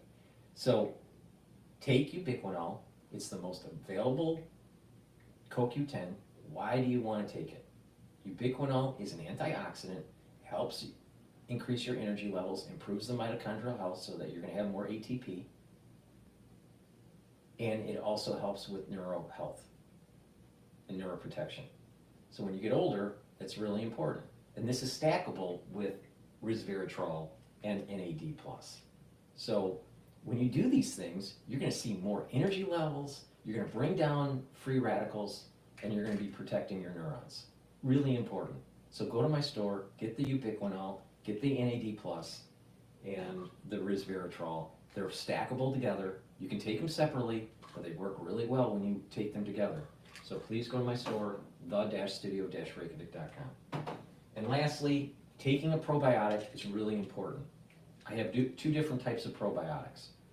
I have a powdered form, which is what I usually take. I mix it with hummus. You can mix it with filtered water. It's up to you, or just your food, or a shake, or whatever. There's a little scooper. Take it every day. Or you can take the veggie cap version.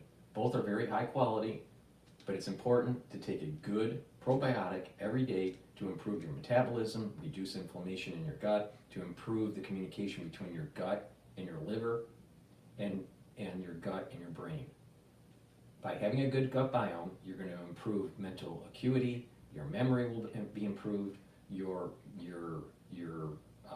mood will improve, and your skin, hair, and nails will improve. A lot of disease, not all diseases, but a lot of disease starts at the gut.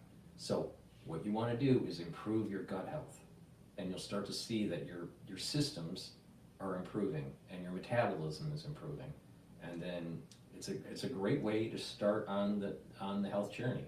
So please go to my store, the-studio-reykjavik.com, and get the probiotic powder or the veggie cap version. Take it every day, really important, and help support my work. All right, by purchasing the products, you're helping support these live streams, creating a interaction with the audience, and help support your health. So please go to the store, the-studio-reykjavik.com. That Gates was involved in the sex trafficking of an underage girl. He withdrew from consideration as Attorney General. Trump's transition team has prepared a list of countries to which it may deport asylum seekers. But democracy now. Not constitutional republic now, but democracy now. where it's ruled by the mob. Mob rule. Democracy now. Not constitutional republic now. Democracy now. Doesn't say anything about the Hunter laptop and some of the really bad stuff on the laptop. Right? He's been pardoned on all of it. On all of it. And she's gonna be demonizing Matt Gaetz with some of the things that he was doing? You gotta be kidding me. When their home countries refuse to accept them. That's according to NBC News, which reports the arrangement could lead to hundreds of thousands of people becoming permanently displaced in countries where they have no connection to communities, language, or culture. On Thursday, the governments of the Bahamas and Turks and Caicos said they oppose Trump's deportation plans. Panama and Grenada are reportedly also on Trump's list. Meanwhile, an investigation by the Guardian newspaper finds the Biden administration has for the past year been in the process of extending at least 14 contracts with private sector immigration jails across the United States and exploring options for expanding detention capacity. That's despite Biden's past statements opposing for-profit prisons over their long record of human rights abuses. In climate news, a Biden administration official has told the International Court of Justice in The Hague that historical greenhouse gas emissions should not be considered wrongful acts. State Department legal advisor Margaret Taylor made the argument during a landmark climate case brought by low-lying island nations who face an existential crisis caused by wealthier polluting nations. International human rights law, however, does not obligate states to mitigate anthropogenic greenhouse gas emissions, nor does it currently provide for a human right to a healthy environment.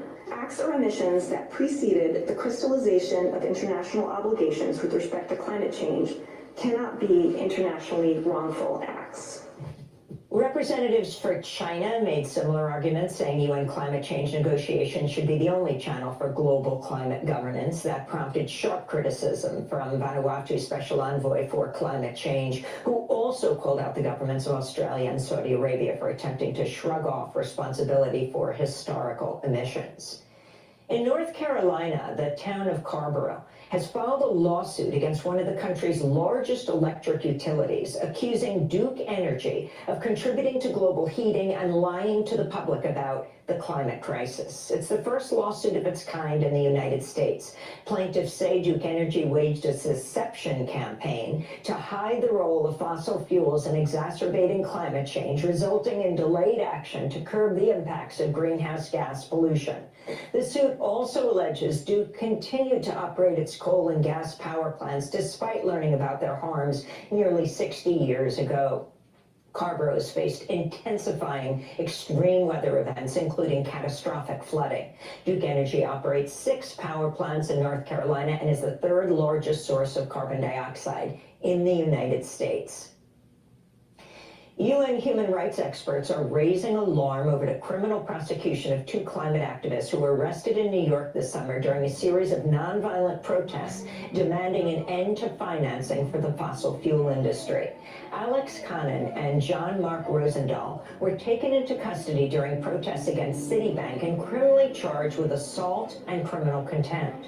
The assault charge was later dropped, and both climate activists then pleaded guilty to the lesser charge of disorderly conduct. Rosendahl, who is a professional cellist, was arrested in August for performing a piece by Bach during a protest. In a victory for environmental activists, Norway's socialist lawmakers have temporarily halted Norway's plans to move forward with deep-sea mining in the Arctic Ocean by agreeing to support the government's 2025 budget in exchange for the pause. In January, Norway's parliament voted to allow deep-sea mining exploration in a swath of its Arctic waters about the size of the United Kingdom, which scientists warned would severely harm vulnerable ecosystems and even drive species to extinction. On Capitol Hill, police arrested over a dozen transgender advocates, including Chelsea Manning, as they staged a bathroom sit-in protest at a congressional restroom near the offices of House Speaker Mike Johnson and Congressmember Nancy Mace.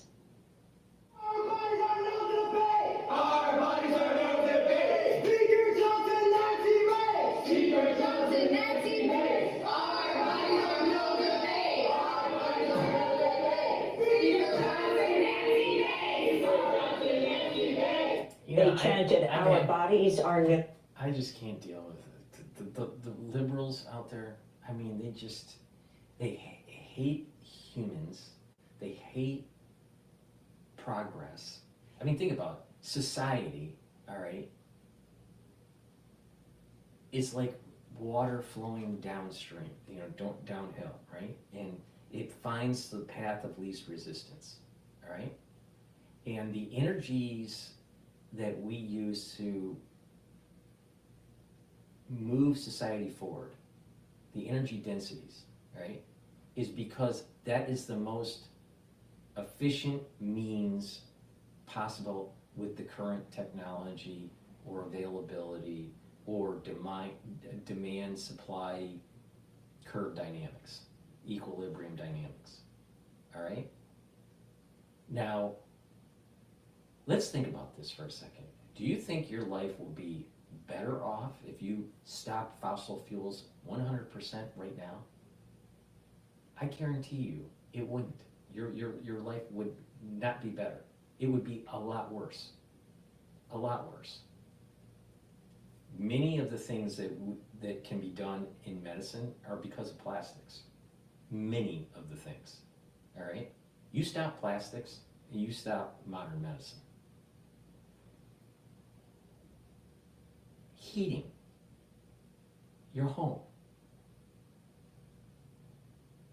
isn't going to be done with a solar panel in masses, in masses. So for them to really think about the population densities and the growth curve of populations in the world, and even in the United States, is because of technological advancements, the ability to grow more food, and to have energy to perpetuate the economy, right? A big part of that food increase is fertilizers and putting nitrogen into the ground, all right? You stop that kind of chemical industry, you're not going to grow as much food, and so the population is going to go down. So democracy now, and all these people that are like anti-fossil, right, fossil fuel, they are like, they almost want the population to go down. They're like anti-human. They're not anti-fossil, they're anti-human. Because their policies, you think about it, their whole policy is about save the polar bears, but don't worry about heating your home. Save the antelope, but don't worry about feeding your children. Now, unless we have a major truncation of the population of the world, we're at almost 9 billion, I think it is. And, what, we're supposed to go to 2 billion? Well, how's that going to happen unless, mass die-off? So, a lot of these people, they're young and ignorant, but the ones that are old and ignorant, they're dangerous.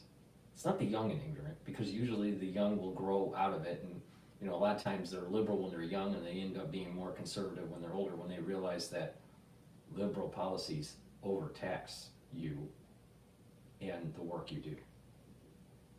So, but the older ones, like the Democracy Now! Host, and if you notice, there's something definitely wrong with her eye. If you look at it very closely, looks like she had a mini stroke.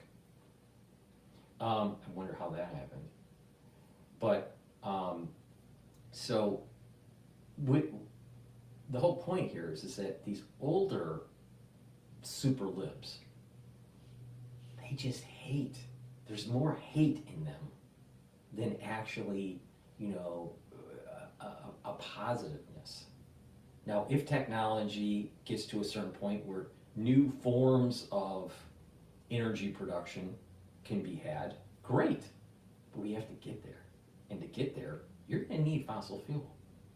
Maybe fusion is going to be the future. Maybe. They're getting closer to being able to sustain a fusion reaction where it doesn't have the radiation and it's safer.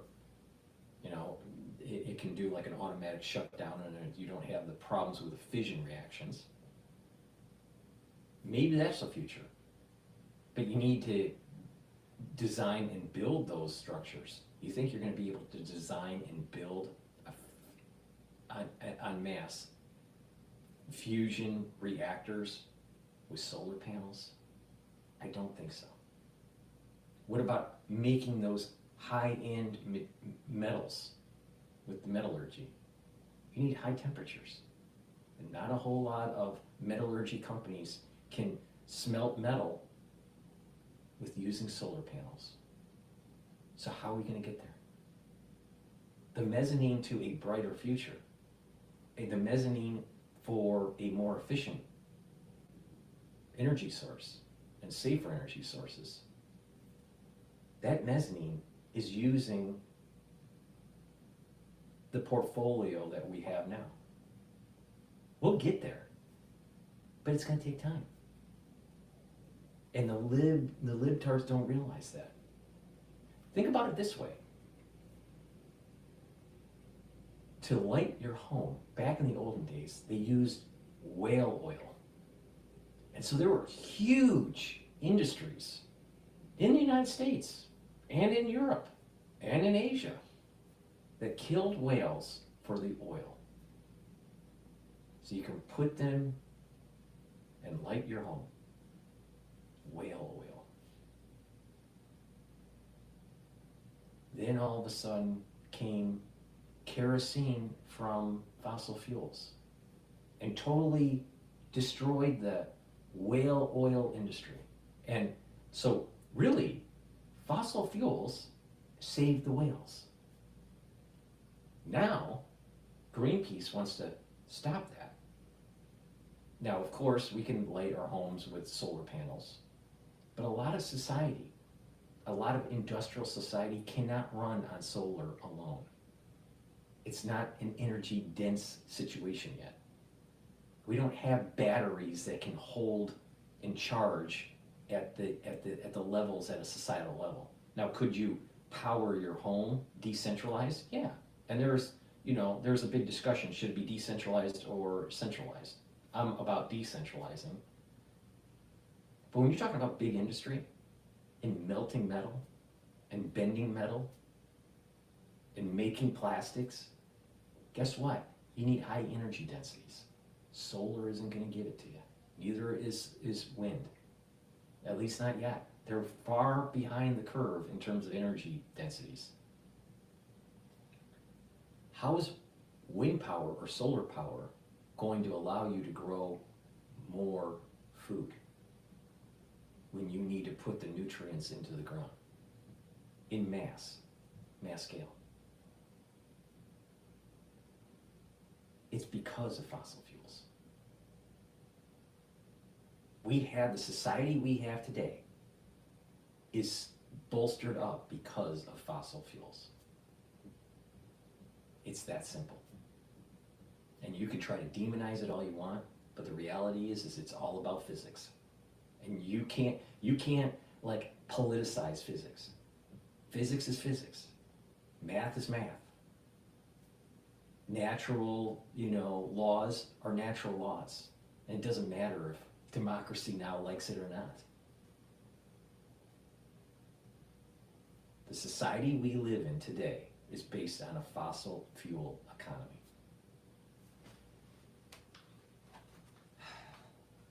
But, they want you to stop using fossil fuels, but they don't want to remind people that through this advancement of mankind, through the eons,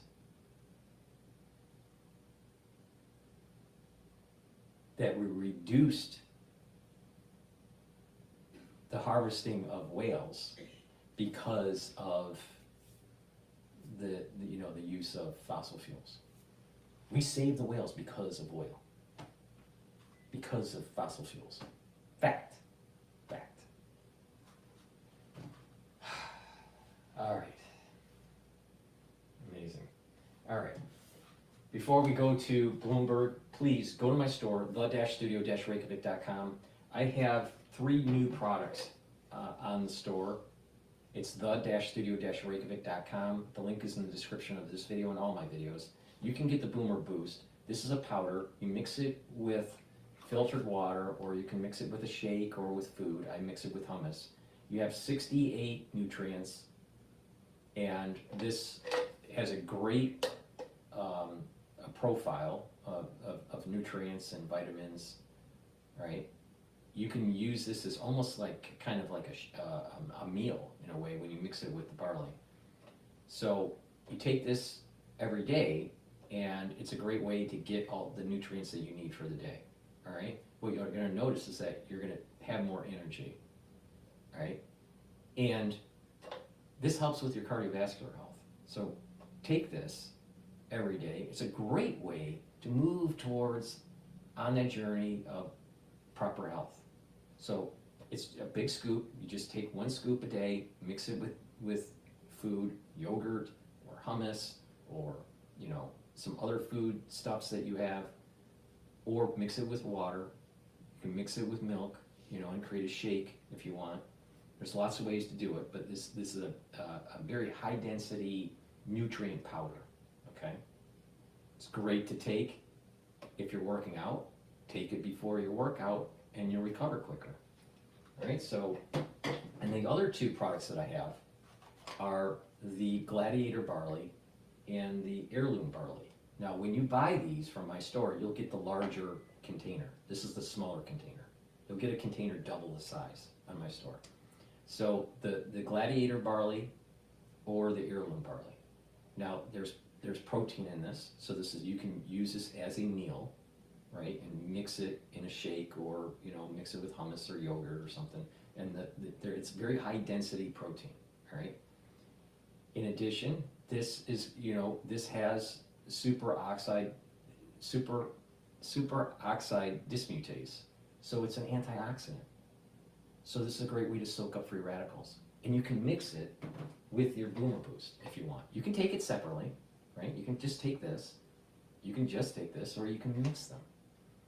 Now, if you buy it from my store, it's best to buy the Longevity Boost box because you get a discount, all right? And you get the Boost and your choice of the larger container of Gladiator or Heirloom, your choice. If you get the Longevity Boost box from my store, the-studio-reykjavik.com, or you can buy them separately. It's up to you. But you do get a discount if you go to my store and get the Longevity Boost box. But if you want them separately, you can do that on my store too. It's up to you. But this has protein in it, it's high density, right? And when you take this, it's actually doing a detox on your body. So it's a dual purpose. You're getting the protein you need. You can use it as a meal. You can mix it and get the other nutrients that you need for the day. And you're detoxifying your body and you're soaking up free radicals. This is good stuff. It's strong stuff, right? And you can use it also as a means to fuel your body to work out. So if you don't work out all the time, that's okay. You can take the Boost and the Gladiator, maybe reduce the amount of scoops that you use of the barley, right? If you're not as active. But if you're more active, this is a great way to do this, to build up your body. And it stacks really well with a lot of the other things that I have, to build up your muscle, to lower the inflammation, improve your immune system, your endocrine system. So this is really powerful stuff. So please go to my store, get the Boomer Boost powder, all right, and get the 68 nutrients, help with your cardiovascular health, and go to the store and get the Heirloom barley or the Gladiator barley. It has superoxide dismutase, so it's an antioxidant, and this has a high density protein in it. So please go to the store, get the great products I have. Again, if you buy the Gladiator barley or the Heirloom barley, you will get a container that's larger than this. You'll get double the size. These are samples for me to try out that, so I was using to see how how my body was working with the other things that I stack it with, and it works really well. But you will feel that first couple days, you will feel a detox that's happening in your body. So please go to my store, the-studio-reykjavik.com. Just to remind the people that are watching, that are live, you can join the X Spaces feed, and it's a live call-in, so you can just raise your hand and tell me what your thoughts are about current events. This is supposed to be interactive. Help support my work by joining the call-in, by watching the videos and purchasing the products. It's the-studio-reykjavik.com. Link is in the description of this video. All right, let's go to Bloomberg. I want to find out what's going on with the business news. I think they may have done that on purpose. But anyway, you can visit bambonds.com, and that's where you go there. Let's check in with Martin Braun. He's a municipal finance reporter for Bloomberg News, joining us live here in our Bloomberg Interactive Broker Studio. He doesn't mail it in. He comes into the office. Martin, talk to us about what's happening in the municipal bond market this year, where I see actually some actual positive returns across broader fixed income. Is the municipal bond market participating as well? It is, yeah. Munis, investment grade munis are up about 3% this year, and high yield has done really well, 8.3%. And high yield in corporate bonds has also done really well. So there's been, reach for yield and a lot of issuance this year. It's a big year for supply. We had a lot of states and local governments trying to get their bond sales in before the election. And it's a record year this year, and they're forecasting, analysts are forecasting an even bigger year next year, 2025. So of course Citigroup gets out of the municipal bond underwriting business. Oh, there you go. Nice Good move. timing. Jeez. We have a lot of money on the sidelines, like in money market funds and also in high yield savings accounts, but those rates are now coming down as the Fed cuts. Does that money go into a place like munis?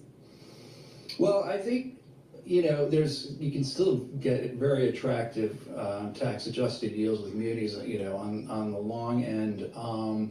And, credit quality is still very good. It's not peak, but, the municipal market overall, finances are pretty strong. I mean, New York, we just saw bonuses, and Wall Street is having a very good year this year, and that's good for New York City and state tax receipts. California forecasted a big budget deficit earlier this year, but it's come back because the stock market has done so well, especially tech companies. So credit quality is good. I think there's still demand for munis. All right, here's a story that caught my eye a couple of days ago. Blackstone refinances debt for luxury New York City condo tower with municipal bonds. I'm like, who's the reporter on that story? Turns out it's you. What is Blackstone doing with municipal bond markets? So mortgage debt. This is kind of an old story made new. If you remember, after the 9/11 attacks, the federal government approved something called the Liberty Bond Program, which was a program to allow certain corporations in New York to utilize tax-exempt debt for rebuilding. And it was like an $8 billion allocation. Larry Silverstein got like $3 billion. Bank of America used Liberty Bonds to build their headquarters near, Bryant Square. Goldman Sachs used Liberty Bonds to build their new headquarters on West Street. And there was an allocation of Liberty Bonds that went to this tower. It's called Beekman Tower. It's a big rental building down in Lower Manhattan. And that was built by Ratner, FC, I forget the name of the Forest City. Anyway, Blackstone bought that building and acquired, had the debt on the building, and so they're refinancing it now because it's, they could call the bonds and get a better rate. I mean, this is amazing. It's actually the cool building. I mean, it looks really, really unique from the outside. So I thought that was pretty cool. So why are they issuing bonds here? Why weren't they issuing bonds a couple of years ago, these municipalities, when rates were a fraction of what they were now? Or are they just issue when they need them, I guess? Yeah, I mean, there was a lot of issuance, when rates are low. I mean, the reason volume is up too is because things are just more expensive. It just costs more to build, infrastructure. So you're going to have higher dollar volume. But the bond in the case of the Blackstone case, those bonds weren't callable until this year. So all right, good stuff in the municipal bond market. Martin Braun, thank you so much. We appreciate that. Martin Braun is the municipal bond finance reporter for. All right, let me do a recap on the market, and before we go to another episode of Democracy Now, talking about Macron, the S&P 500 is at 6,089. I'm a little surprised that it hasn't broke the 6,100 today. It doesn't look like it will. I'm a little surprised at that. BITO ETF for longing Bitcoin is 25.55. The VIX is trading at 12.98, so it's low on the risk side. The oil market is trading at $67 a barrel, and the Euro USD is trading at 1.057. So it's pretty much the same throughout the trading session. And the USD yen is trading at 149.9. So not much movement in the markets right now. I was a little surprised that we haven't broke the 6,100 mark on the S&P 500, but maybe that will happen on Monday. Let's go to Bloomberg. They're talking about AI and the cryptos are.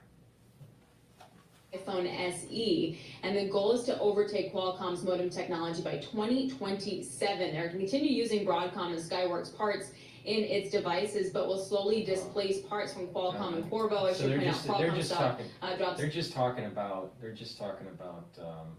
mobile. All right, let's go to Democracy Now. I want to go and listen this to is Democracy Now, democracynow.org, the War and Peace Report. I'm Amy Goodman. Amy Goodman, on her, when you're looking at the screen, there's definitely something wrong with her, with the right side when you're looking at her. It would be her left. But there's definitely something wrong with her face. Turn now to France, where it is in political turmoil after leftists and far-right lawmakers united to oust Prime Minister Michel Barnier in a no-confidence vote Wednesday. The vote came amidst intense opposition to Barnier's budget proposal and its roughly $60 billion in spending cuts and tax increases, the first time France's government has fallen to a no-confidence vote since 1962. On Thursday, the French President Emmanuel Macron rejected calls to resign, said he'll soon name a new prime minister. We cannot allow ourselves to be divided or to do nothing. That's why I will name a prime minister in the coming days. I will ask them to form a government in the general interest, representing all the political parties who can participate in it, or at least who agree not to bring it down.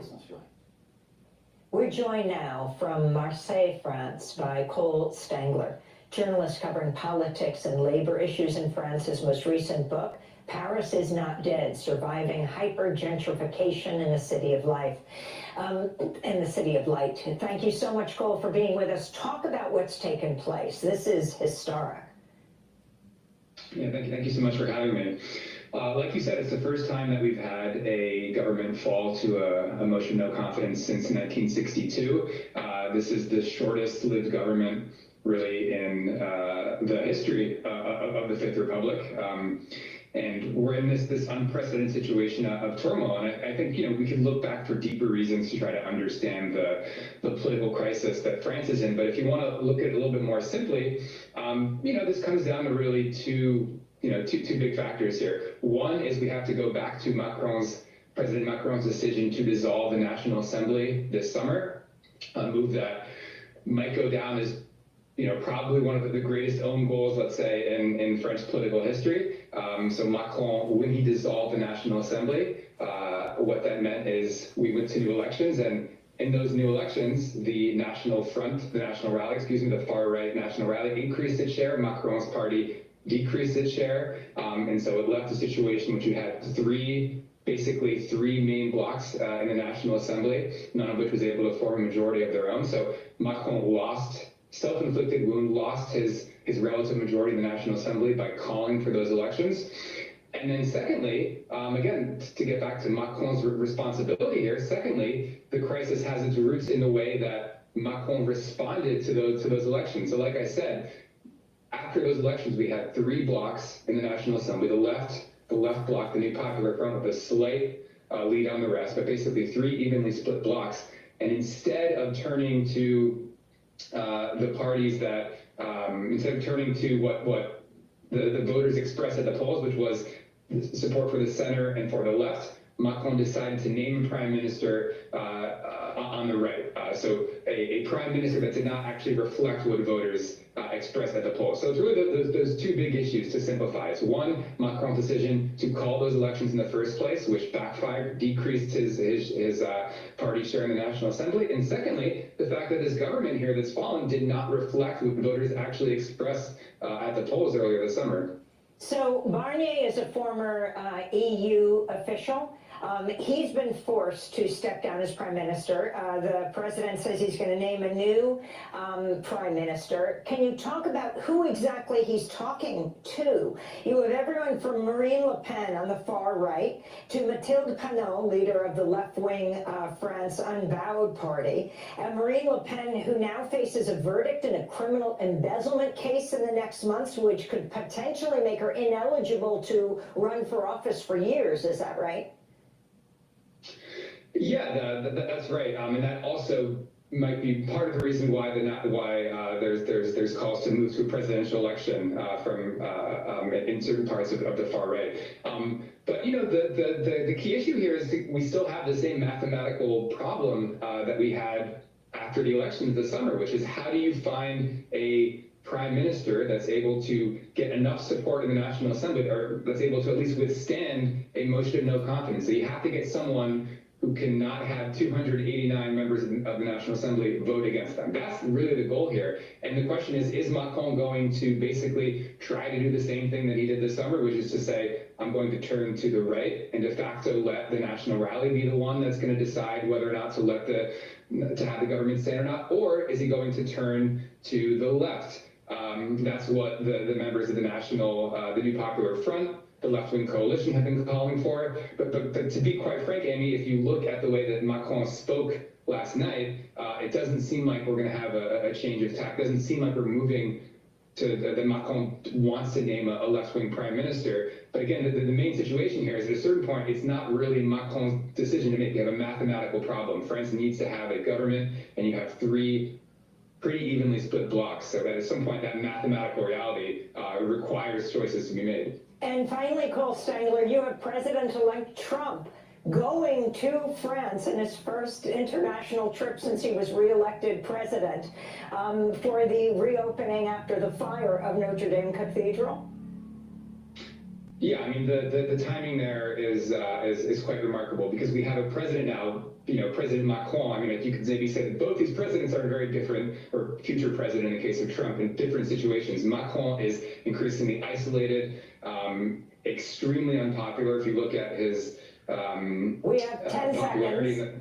Yeah, extremely unpopular president, increasingly isolated. So Macron not in a very favorable position right now. Please go to my store, the-studio-reykjavik.com. Help support my work by getting the products and improve your health. It's a win-win situation. Go to the store and get the vitamin C with the magnesium. This helps to boost up your immune system. It also helps with your skin.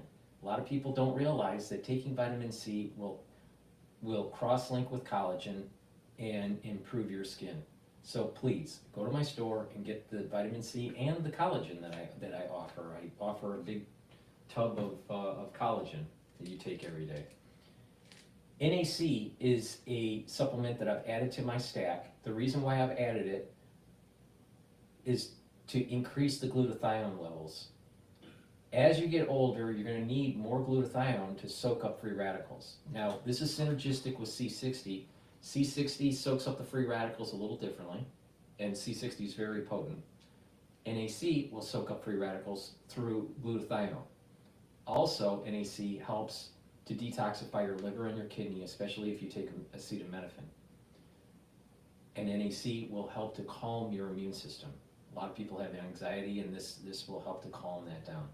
So NAC is synergistic with some of the other supplements that I offer, like C60 or NAD+, or even ubiquinol. So please go to my store and get the NAC, boost up your glutathione levels. Now it's important to take D3 and K2 together. K2 helps to improve the health of your bones and your joints, but also your cardiovascular system. But it works a lot better when you take it with D3, all right? So with D3, it'll help to soak up calcium, help to absorb calcium when you have it in your diet or in a supplement. So D3 is important to absorb calcium, but also D3 is a gene expression cofactor, and you need your genes expressed, so D3 helps with that. And if your cells need to go into apoptosis, even if let's say that you're in the cold season and you're not feeling so well and you're infected, all right, and cells need to die, need to go into apoptosis. D3 helps with that. So that's why it's important to take D3 during the cold season, but also D3 is very important for cardiovascular health and to bring and to boost up the health of your bones, help with bone density. Works really well when you do a little bit of resistance training and you're improving your bone density.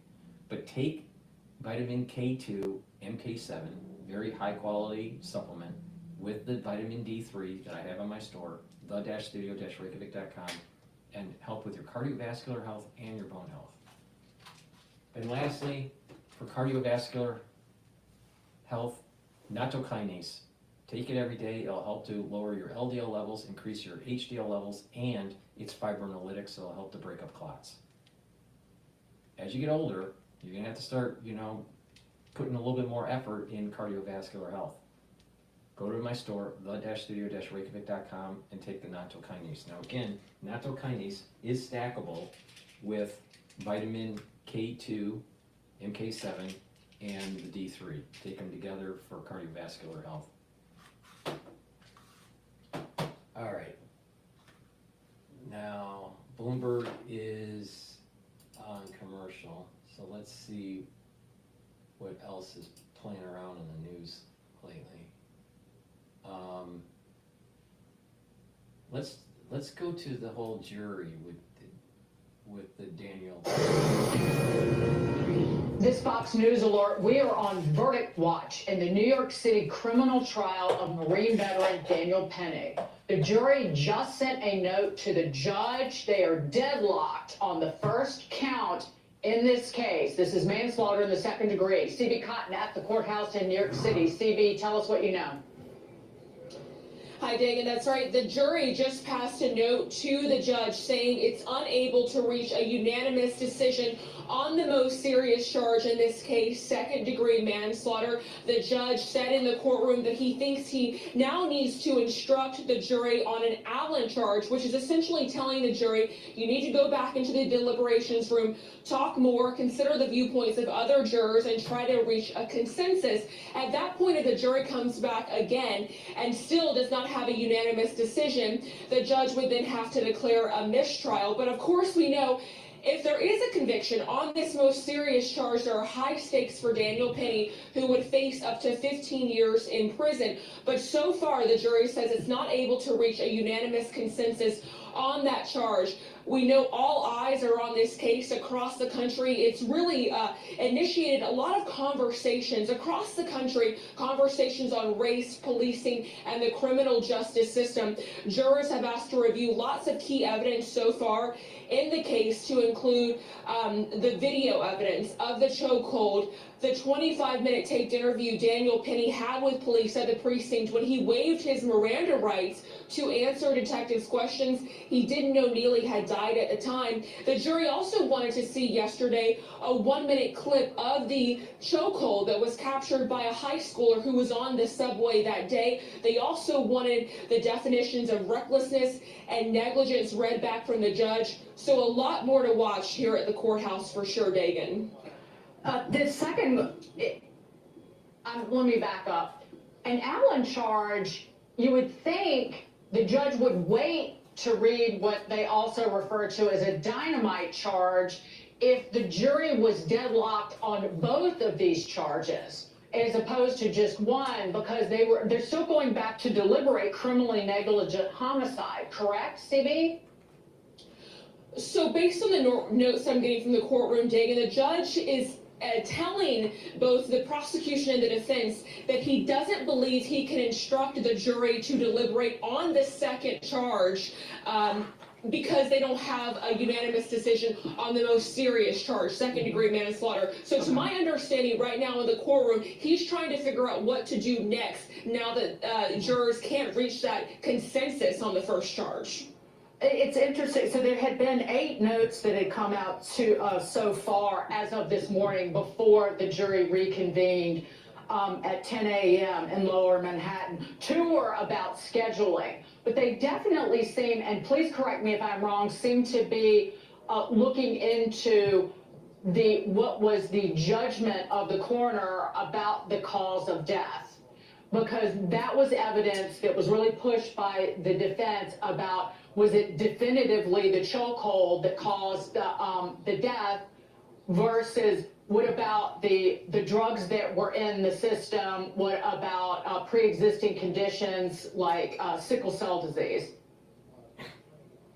Dagan, so jurors wanted to rehear portions of medical examiner Dr. Cynthia Harris's cross-examination when she talked about issuing a second death certificate for Neely. She testified during the trial that she issued that death certificate ruling Jordan Neely's death a chokehold without toxicology results. And she said during the trial that toxicology results wouldn't have changed her mind. And she said that the results could have come back with fentanyl, and her decision was confirmed on the basis of what she saw in that widely circulated video showing Penny restraining Neely. So jurors were particularly interested in that portion of her cross-examination where she talked about issuing the cause of death without the toxicology results. And I've been talking to a lot of legal experts about this case, and they say this is particularly interesting because it appears like the jury may not be able to find causation from Penny's actions and Neely's death. Very interesting. CB, terrific work. We'll get back to you as this develops. Thank you so much, CB. Please go to my store, the-studio-reykjavik.com, and get the structural nano silver soaps that I offer. I have it in peppermint. I also have it in oatmeal spice. And the other 2 versions that I have are lemongrass and charcoal tea tree. So please go to my store, get the structural nano silver soaps. They're very high quality. You can use them as gifts. Get a couple bars for your household, help support the channel, and help support your health. In addition, get the Max 35 or the Max 14. The Max 35 and the Max 14, you just take a teaspoon a day, swish it in your mouth, gargle with it, about 20 seconds or so, swallow it, and you're good to go. You're maintaining that mucosal barrier and improving your immune system, neutralize pathogens. It's a great way to improve your immune system. So take the Max 35 or the Max 14, go to the store, the-studio-reykjavik.com. All right, now let's take a look at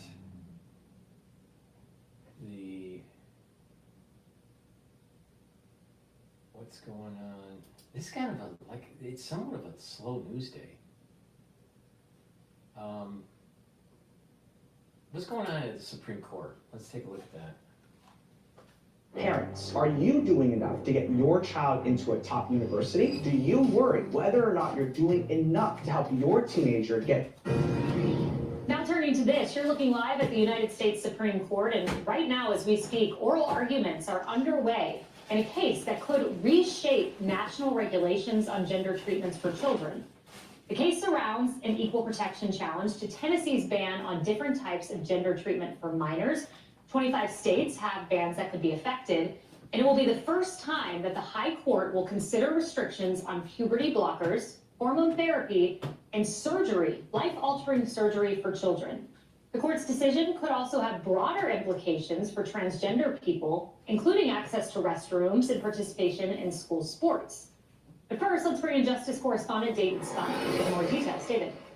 Hi, Kaylee. Oral arguments have been underway since 10 o'clock this morning. Shows you how contentious this case is. As you mentioned, the first time the justices have weighed in directly on this controversial issue. The case originates out of Tennessee, involves the treatment like puberty blockers and other hormone therapies. This specific state law bans medical care for transgender adolescents, one of about 24 states with similar measures. In 2023, Donald Trump's campaign promised to ban treatment for adolescents nationally while banning Medicare and Medicaid insurance coverage for such care. Groups for and against the law are outside the Supreme Court. They've been outside the Supreme Court for several hours because, Kaylee, this case will have implications that extend far past the Tennessee borders. This will have a broad effect in all 50 states and go past the walls of a medical facility. Think transgender protections in sports and access to bathrooms. Here's Chloe Cole, an activist against some of this care, who detransitioned. Watch. To allow them to make a decision that will affect not only the entire course of their development physically, psychologically, and reproductively is completely ridiculous. And it's okay to allow your child to experience this discomfort because it's normal to experience discomfort at the time that you're going through puberty. Everybody goes through it. LGBTQ groups have eyes on President Biden in his final weeks in office to see if maybe he'll issue some sort of executive order or blanket protection that does not involve what's a fractured Congress right now in Washington. The White House has touted his work with the LGBT community in the past, but many are worried as the Trump administration is coming to town on this issue. We expect a decision from the Supreme Court likely later. I personally think that they should not be doing gender reassignment when these at the adolescent age. All right. But there's a caveat. There are some people that are born that maybe are karyotypic as a male, but phenotypic as a female. All right? And that usually what happens at birth, there is some sort of surgery that takes place. So you could be XY, right? These are rare cases, all right? Let's keep that in mind. Most of the gender reassignment that's going on in the United States is not what I'm talking about, all right? Most of the gender reassignment in the United States is they are XY karyotype, and phenotypically, so physically, they are XY. Or karyotypic XX and phenotypic XX. And then for whatever reason, psychologically, they feel as though they need to do a gender reassignment. I'm totally against that. If they want to do it when they're an adult, fine. But as a child, no, absolutely not. It should be illegal. Now, for the cases where there is a developmental disorder that takes place, now a lot of people don't know this, but our bodies, humans, are hardwired to be female, not male. And that if something happens during the developmental signaling, that an XY person, right, an XY karyotype may not have XY phenotype because of this developmental issue with the signaling. Testosterone may not be produced, so it doesn't signal to produce testes, right? So in those cases, sometimes there needs to be some sort of surgery to make it look more appropriate for that phenotype. So the person may be XY, but is born looking like a female, and has XX. Having some sort of plastic surgery for that situation, I think is prudent, all right? Now, and not take it the other way, there are cases where, there are people that have XXY karyotype. It's rare. So they have 2 X chromosomes and 1 Y chromosome. And they might be, they're more female, right, phenotypically, but there is a little bit of a masculine part of their development of their genitalia. And in those cases, usually there's plastic surgery to correct the phenotype, right? So these cases that I'm talking about are rare, all right? The problem is happening is that the ultra fucking liberals out there are trying to take a rare situation that's dealing with some sort of developmental signaling problem where the karyotype and the phenotype don't match. It's rare, but they're taking a rare situation and applying it a blanket statement for everybody. Now, most of these gender reassignments, the karyotype is fine and the phenotype is fine at birth and during development. And some issue psychologically happens. Now, I think part of the problem with this gender reassignment that's happening in the society is that the food is affecting their endocrine system. And by affecting your endocrine system, it's affecting certain hormones, sexual hormone concentrations while you're developing. So they're affecting people through the food and the water, unfortunately, all right? That causes a problem. And then you add in the psychological component of psychological confusion, of gender dysphoria. So there's psychological gender dysphoria, there's endocrinological gender dysphoria through the food and the water, all right? And then, there is a gender dysphoria because of this karyotype and phenotype mismatch. But the karyotype-phenotype mismatch is rare. It's rare, all right? It's not that common. And in those uncommon cases, I think plastic surgery to whichever direction the development seemed to be moving towards, go towards that bias of that development and do it early in the child's life, so they grow up somewhat normal with that phenotype. All right, but majority of these cases, it's because of endocrine disruption with the food supply and the water supply, and the gender dysphoria programming in these social media and in the school system. So I'm totally against changing one's gender because of endocrine disruption and because of what's going on psychologically. Totally against it. Now, if they want to do it as an adult, fine. But as a child, no. But if it's a phenotype karyotype mismatch because of a developmental issue, which is rare, then I think plastic surgery near the age of birth is warranted. That's how I take it, And a lot of these people aren't educated enough to understand the nuance of this. Why is it that there's so many cases with the young that have gender dysphoria? It's because of the media, and it's because of endocrine disruption. In the spring, when Trump is well underway in office. Back to you. David, thank you. Thank you. I listened to the oral arguments. You have highly competent attorneys. Talk about sharp. You have to be to argue in front of the Supreme Court. I listened to Justice Roberts, Tom. You can be a highly competent lawyer, but still a fucking retard. Especially when it comes to biology. among others. Definitely the conservative wing of the court seems to be expressing some skepticism of the arguments being made on behalf of transgender surgeries for minors. I do want to rewind to just before these oral arguments. The ACLU attorney who's arguing the case was on CNN and had a statement that I would call eyebrow raising when you do the math. Listen to this.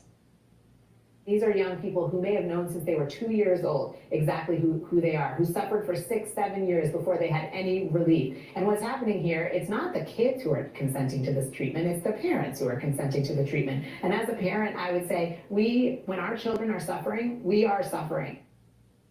So let's do some math. 2-year-olds who know they want to change their gender. I have had 2 2-year-olds. I don't know how a 2-year-old knows that. And then you add 6 years that they've been struggling. That was advocacy for 8-year-olds having life-altering surgery. It's what is happening is endocrine disruption and this pulsing in the society, in the media, in advertising, in cartoons, this kind of like a psychological dysphoria catalyst, for lack of a term or lack of a phrase. But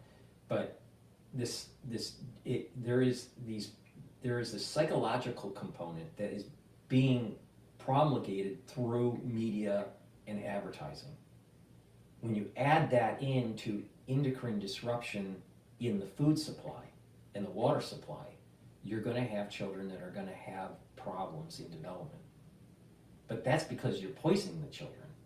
That's because you are bombarding them with like a psychological programming. Now, there are rare cases where the phenotype and the karyotype don't match when the child is born. So you could have an XY and you have the phenotype, the physical characteristics of a female, because of signaling problems or receptors that don't work because of genetics. Rare though. And in those cases, those children that have an XY and an XX phenotype, XY karyotype and an XX phenotype, they normally have some sort of surgery, or vice versa. You may be XX. Usually it doesn't normally happen where you have XX and then you show XY. It's usually XXY. So someone has an XXY chromosome makeup, karyotype, and the phenotype shows a little bit of a male genitalia that's not fully developed. In those cases, plastic surgery, the person's karyotype is XXY, but they're more XX because they have 2 X's than they are Y, and that's the reason why they had this issue. And then, the plastic surgery makes them physically female. Their phenotype is more female. That's the proper way to do it. But 99% of the gender dysphoria that's happening today isn't because of karyotype and phenotype mismatch. It's because of endocrine disruption with the food supply and the psychological dysphoria that's taking place in media and in the school system. That's what's happening. And so the ultra liberals, they're muddying the water again. They take something that is rare, that can be corrected through surgery because of a mismatch between the karyotype and the phenotype, rare. And then what they do is they try to broad brush it to everybody. And you can just do whatever you want. And when you do that, if this happens, then this is just ushering in additional transhumanism. That you could just do whatever you want at an early age. Why not just chop off the arm of your kid and put on a prosthetic? Make him the $6 million baby. Big issues, big issues. So let's not worry about changing the gender of a gender dysphoric child. Why not get to the root cause? The endocrine disruption that's taking place in the food supply. The programming of gender dysphoria in mainstream media. Stop the programming of these children in the school system. It's not okay to have a drag queen throwing dollars in the air, having a lap dance with a 5-year-old. It's not okay.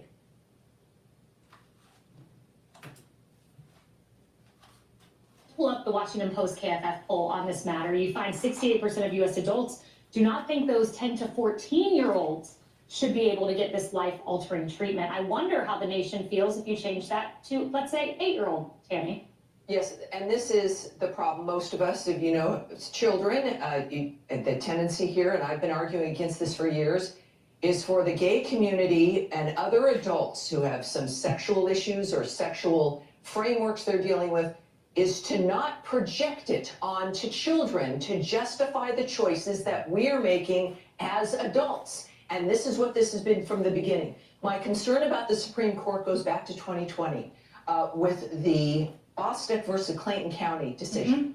And Justice Gorsuch noted, and it was 6-3 regarding discrimination against workplaces, which said, yes, sexual identity or transgenders fit into that framework.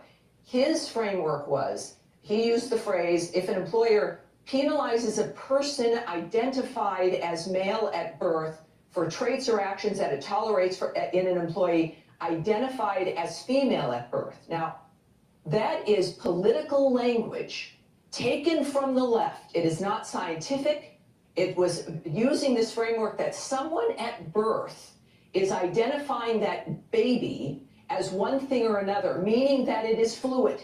And this is my concern when you're dealing with 2-year-olds, 6-year-olds, 8-year-olds, of the assigning or identifying as opposed to it existing through scientific reality. So my concern is, and they're using this case here. It's as simple as this. A child that's born, what's their karyotype? What's their chromosomes? Their karyotype is going to tell you their chromosomes, right? So is it an XY? Is it an XX? Is it an XXY? Is it XO? Sometimes it's XO, right? So what is it? What's the karyotype? And what's the phenotype? What's the physical characteristics? And from there, you'll understand the development of the child. If it's an XY and it shows normal development physically for the phenotype as XY, fine. But sometimes you have an XY karyotype and you have an XX phenotype. And when that happens, is that there was a developmental issue, signaling, chemical signaling, or receptor issue. Sometimes if your testosterone receptors aren't working and you're producing testosterone, the developing fetus will not develop as a male. It'll develop as a female phenotype, but the karyotype is XY. These are rare cases though. So what happens is that you have individuals that just say, well, if there's fluidity during development, then there must be fluidity psychologically too, and therefore we're just going to just broad brush everything. Wrong, wrong, wrong, wrong, wrong. So if someone in the medical community is changing the gender of a child by giving them puberty blockers and these things, right? But the phenotype and the karyotype match, I think their license should be pulled. I don't think they should be able to practice because that's wrong. You should not be changing a child's phenotype when their phenotype and their karyotype match. The problem comes in the rare cases where the phenotype and the karyotype don't match. But now what happens is that, it's like going to McDonald's. You pick whatever you want.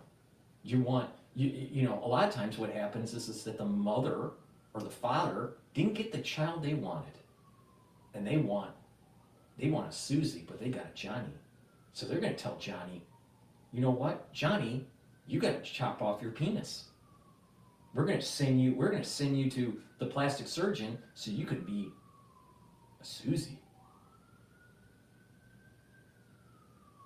Even though he is a XY karyotype and an XY phenotype. Big problem. Big problem.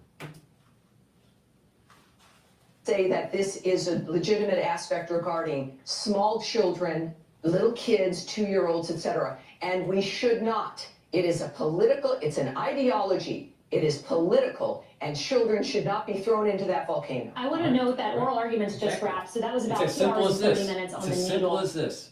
Phenotype, karyotype, match. No gender reassignment, period, for child. They want to do it when they're adult, fine, that's up to them. But for a child, if the phenotype and the karyotype match, no gender reassignment. It's that simple.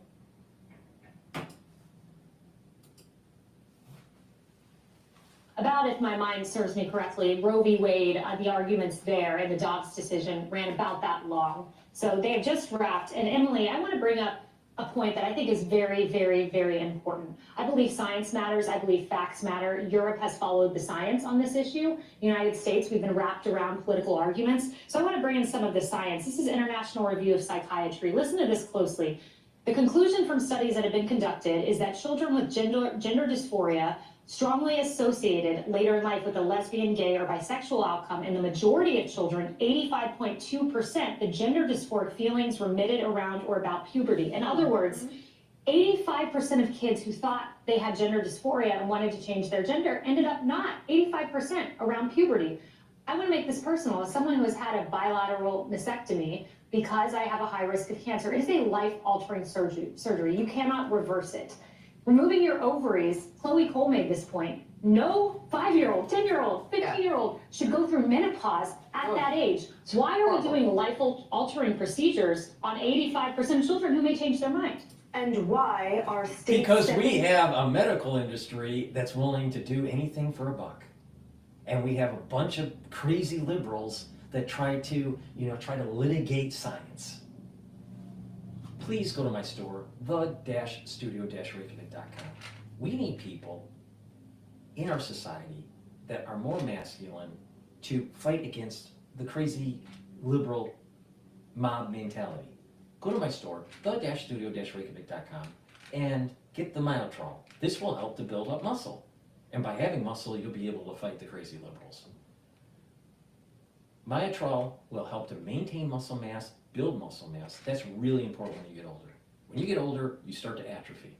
And when you start to atrophy your muscles, you don't move around as much, you don't have as much energy, you have problems with your back, posture, and things just go downhill. So taking Myotrol every day as a supplement will help you to maintain muscle and to gain muscle. To improve it even more, what you do is you do a little bit of resistance training, a little bit of cardiovascular training. Do a lot of walking if you want. Do a little bit of weight training. And you don't have to be Arnold Schwarzenegger, right? But the thing is that you need to do a little bit of exercising periodically throughout the week. And by taking the Myotrol, you're going to notice that your muscle mass is improving. This also helps with your mitochondrial health, so your ATP is going up. And what happens is that your skeletal muscle structure gets better and your posture gets better. And when your posture gets better, you're starting moving around because you have more muscle, you have more energy from improved health on your mitochondria, you have more ATP, and lots of other things start to improve in your body. You look at someone old, why do they have poor back posture? It's because they didn't take care of their bones and their bone density, and they didn't take care of their muscle mass. If you have good posture, you have a good muscular structure on your back. It's really simple. So please go to my store, the-studio-reykjavik.com, get the Myotrol, take this every day. This has the flavonoids, lignans, and polyphenols to help boost up your development of muscle. Another thing that you should be taking as an adult is vitamin B complex. B vitamins, the first few B vitamins help with the mitochondria, helps to boost up that ATP. See, it's synergistic with the Myotrol. And vitamin B complex helps with cellular metabolism. You need a good metabolism to maintain muscle. And vitamin B complex helps with neuron health. Really important when you get older. Trust me on this. So if you want to improve your central nervous system, you want to improve your peripheral nervous system and the coordination of your muscles and your balancing, you better be taking vitamin B complex. Please go to my store, the-studio-reykjavik.com. And omega-3 helps with the cardiovascular health. It brings down LDL levels, increases your HDL levels. You should be taking this, especially when you get older. You need to take care of your heart. So take omega-3 every day to help with your heart. So please go to my store, the-studio-reykjavik.com, and don't be a crazy fucking liberal. And loco parentis and acting as parents to those who are seeking sanctuary with that decision from a parent that seeks only to protect the children's biological body. It is absolutely aberrant. I want to make this point for viewers, that the current administration's Department of Justice filed a brief in this case. Out of nowhere, they decided to join in. And I just want to make sure everyone understands that it is the current administration's Department of Justice that seeks to weigh in and support the mutilation and the butchering irreversibly of this. The Biden administration is full of crazy liberals. And they're going to try to demonize Trump supporters as the ones that are anti-science. Guess what? I'm pretty sure that any of their staff members at the Biden administration, any of them, you pick any of them, I'm willing to bet that I have more understanding of science than they do.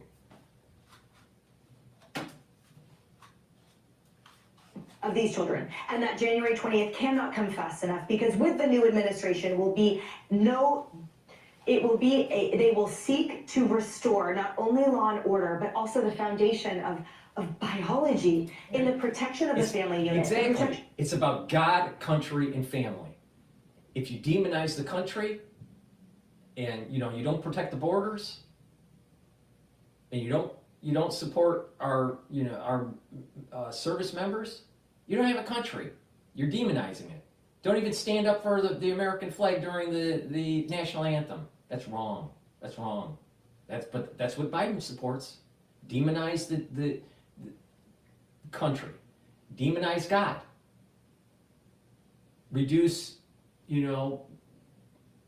religious freedoms and the idea of a higher power. Whichever religion that you subscribe to, it's up to you. We live in a free country. But we have an administration with the Biden administration that demonizes religion, demonizes God. So you demonize the country and you demonize God, and then now you demonize the family unit. And you throw in that wedge of gender dysphoria. And now you don't have a society. And this is the reason why Trump won the election. Trump won the election because we are sick and tired of the crazy, woke fucking crap.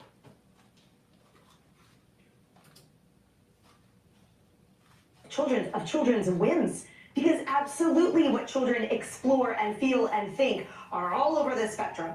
And if we can't trust the kids to vote, to drive, to do things, obviously we don't, to smoke, why do we think we can trust them with an irreversible biological butchering, to say the least? But this is Biden's DOJ that just weighed in on this case. Yeah, and I want to bring in, I want to bring in Justice Ketanji Brown Jackson. She drew a questionable comparison between children having life-altering surgery and interracial marriage. Listen to this. What? Oh, God. Well, and I think I thought what was most interesting about the potential comparison to Loving is that in that case, everyone seemed to concede up front that a racial classification was being drawn by the statute.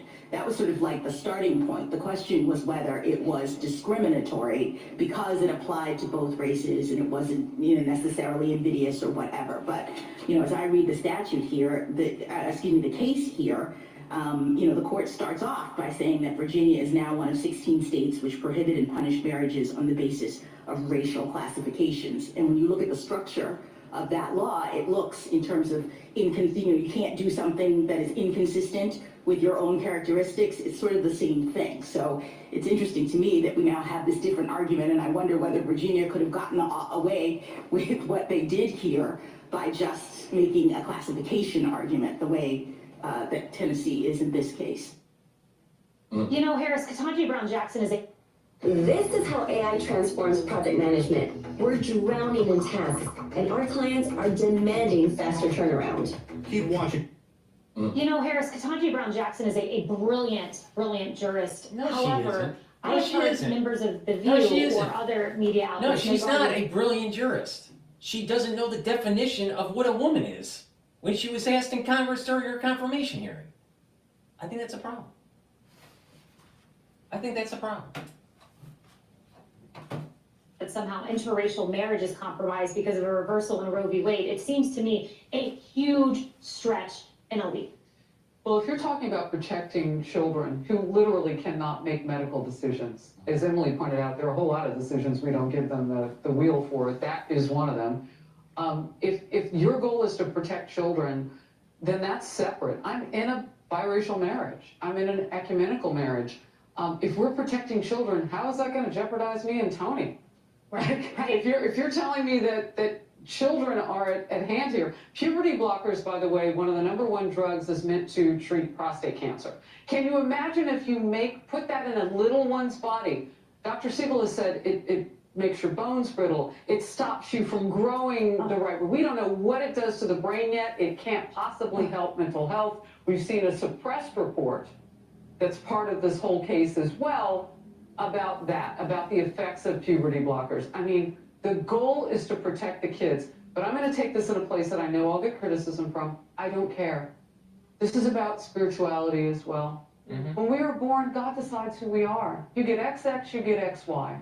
And if you want gender fluidity, it's got to come at a time when you can actually understand and express it. And I'm here to tell you a 2, 3, 4, 5-year-old can't do that. So why in the world are we messing with God's creation at that point? Jenny. Good point. To the statement made earlier about the 2-year-old needing an advocate. If your 2-year-old is trans or trapped in the wrong body, it's because you've convinced them they are. Okay? Right. As a parent of one child, I can tell you, if you're blessed with the gift of a child, you've taken It's a a combination of the psychological convincing for the gender dysphoria by advertisements and mainstream medias and all this stuff in the school system, but also the food and the water endocrine disruption that's taking place. You stop that, you stop the gender dysphoria. Now, of course, you do have rare cases where you may be XY with your chromosomes, your karyotype, and you may develop XX as a phenotype. It's rare. It's usually because of some sort of developmental issue with not enough testosterone being created when it needs to be created to stop the development of the uterus and to start the development of the male genitalia. Sometimes that happens, right? And so this baby gets born where they depending on the situation, may be androgynous in its physical features, or have a female genitalia, even though that they're a male karyotype. It's rare though, it's rare. All right, so let's stop taking rare things and applying it to, the other problem with gender dysphoria, and that is a psychological catalyst by school systems and by media, and the endocrine disruption catalyst by the food supply. Big problem. So he's just only focused on the psychological component. Guess what? There's endocrine disruption in your water supply, so you better start filtering your water. It's there, all right? Our foods, with all the chemicals that are in it, causes endocrine disruption. So you wonder why the endocrine isn't working so well, why your thyroid isn't working so well, why there's problems with people's menstruation, why there's problems with testosterone levels. It's because of the fucking food.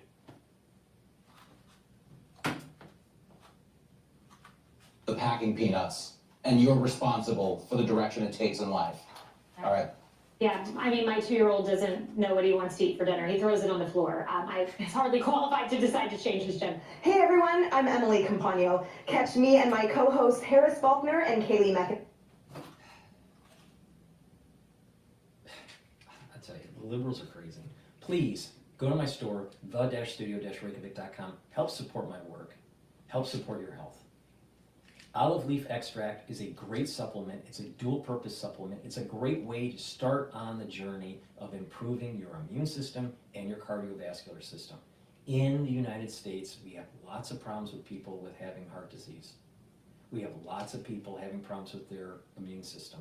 Please, please, go to my store. Help with your immune system and your heart and your vascular system by taking olive leaf extract.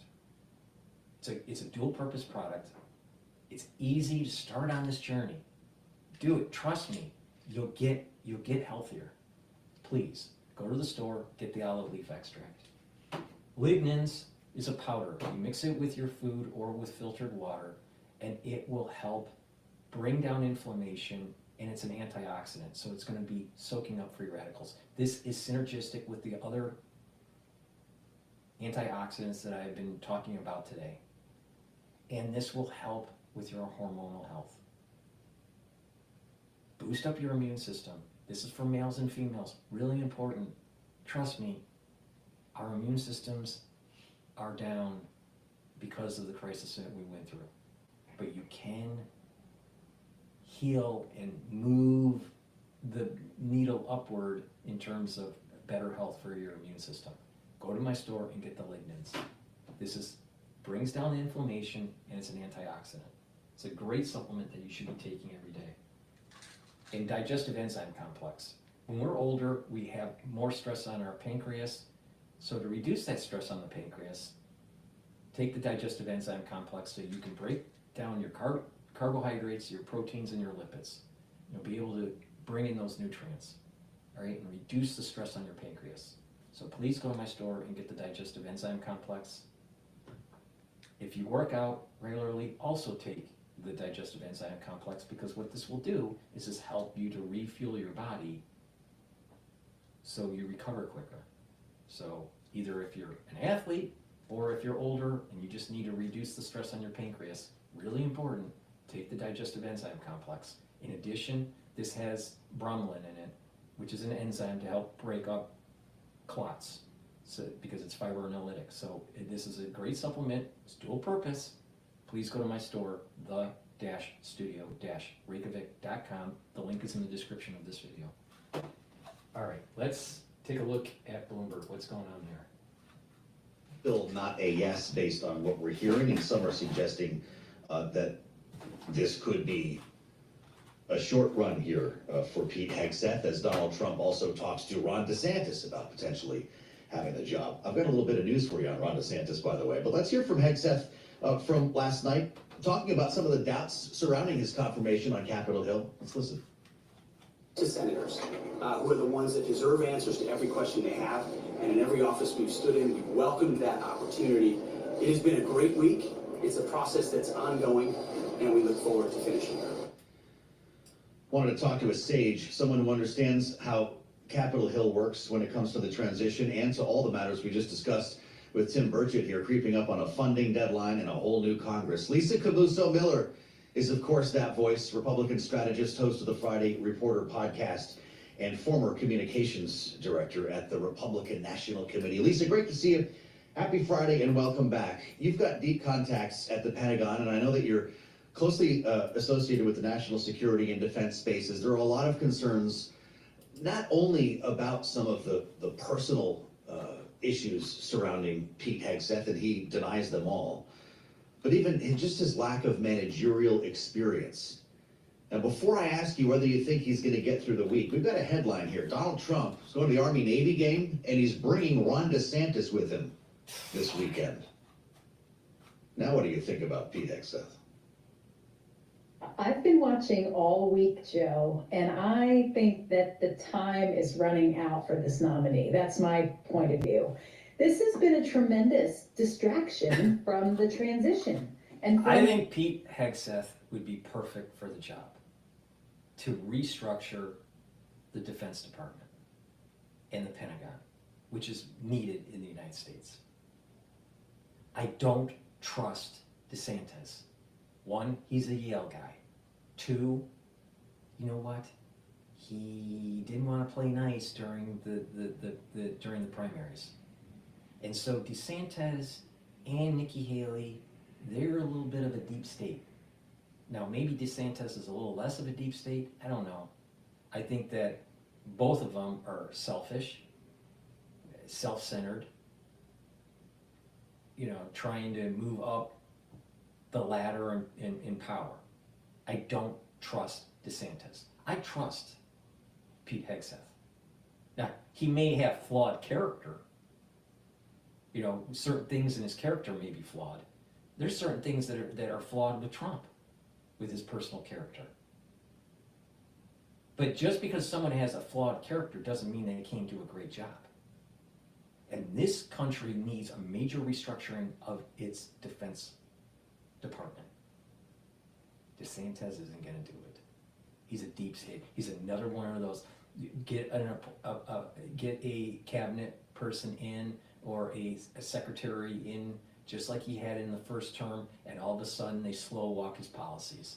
DeSantis is not going to be America first. It's not going to happen. I do not trust DeSantis. Donald Trump's, ascension back to the White House. So to me, it just doesn't add up. There's so many reasons why this nominee is not the right nominee. It seems like an unforced error, and one that, on all accounts, will not possibly make it to Sunday. That would be if I had $2 to put on this one, Joe, I'd say Sunday is the day. Wow. All right. So he's not doing well, obviously, and it's not going to be another John Tower. Some folks thought, you know what? Donald Trump says he's going to stand by his man. He said so just this morning. So let's let this thing go through committee and see what the senators can do. That's not the way this ends, in your view.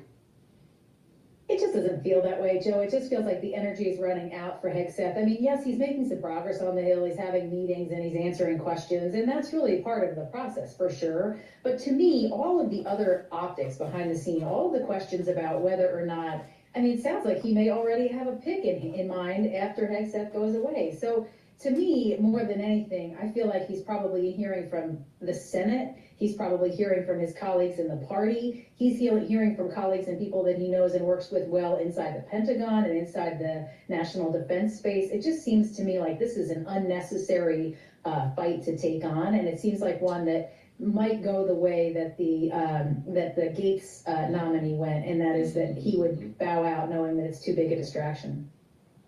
Well, you know what's going to happen next, Lisa, is we're going to turn to Tulsi Gabbard. And considering everything that's blowing up literally right now in Syria, you've got a lot of people saying that she might not make it either. What is that process going to look like? This is like a whack-a-mole situation. Isn't that so convenient? CIA funds HTS to create more havoc in Syria to try to overthrow Assad. But then it's right in conjunction with Tulsi needing to be confirmed by the Senate. How convenient the deep state does things to maintain power. Lovely. Lovely. To me, like, there are really 4 nominees that are very, very vulnerable. The first one we've already seen go, and that's Gates. I think Hegseth, number 2. Seems like Tulsi Gabbard and Kennedy is also on the chopping block. Those 2 guys they'll be the next ones. And look, if you're the transition, you knew that these were going to be. Heaven forbid that Trump gets someone in that's a change agent. Heaven forbid that you get someone in that can actually restructure the department and make it more efficient and put less stress on our constitutional freedoms. What's wrong with reducing the power of the national security state?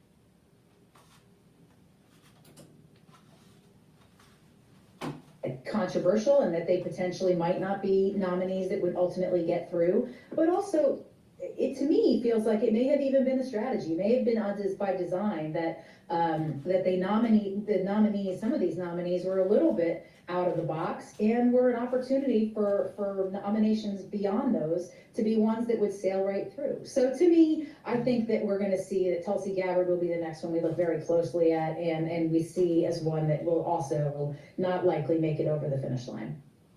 Well, I gotta throw this one at you because you mentioned Matt Gaetz. Don't make me bring up Matt Gaetz, Lisa.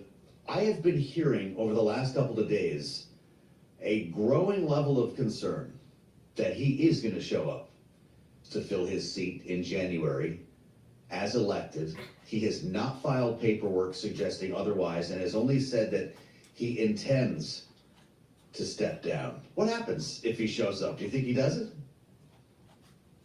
I mean, I hate to say it, Joe, but these are politicians. I mean, so much about politics is ego, right? And so when you step away, he won that seat. And so if he's not going to be AG and he's not going to be a replacement for the U.S. Senate or a candidate for governor in Florida, then in his mind, the way he's moving, seems like he would go back potentially to that seat. The only thing that I think holds him back from doing that is the possibility that then that ethics report that so far has held as a secret and not been released potentially could be by those who want to see him go away for good. Well, I'm glad you mentioned that because the House last night blocked the release of that ethics committee report, having forced a vote on this. We talked about that privileged resolution from Sean Casten. Does this thing have to leak now? Because you know it's going to come out, Lisa, right? It's coming, Joe. It's just, I mean, look at how she's just smiling and how gleeful that she is. It's coming out. But yet Biden gave his son a blanket pardon on all that nefarious stuff that was going on his laptop.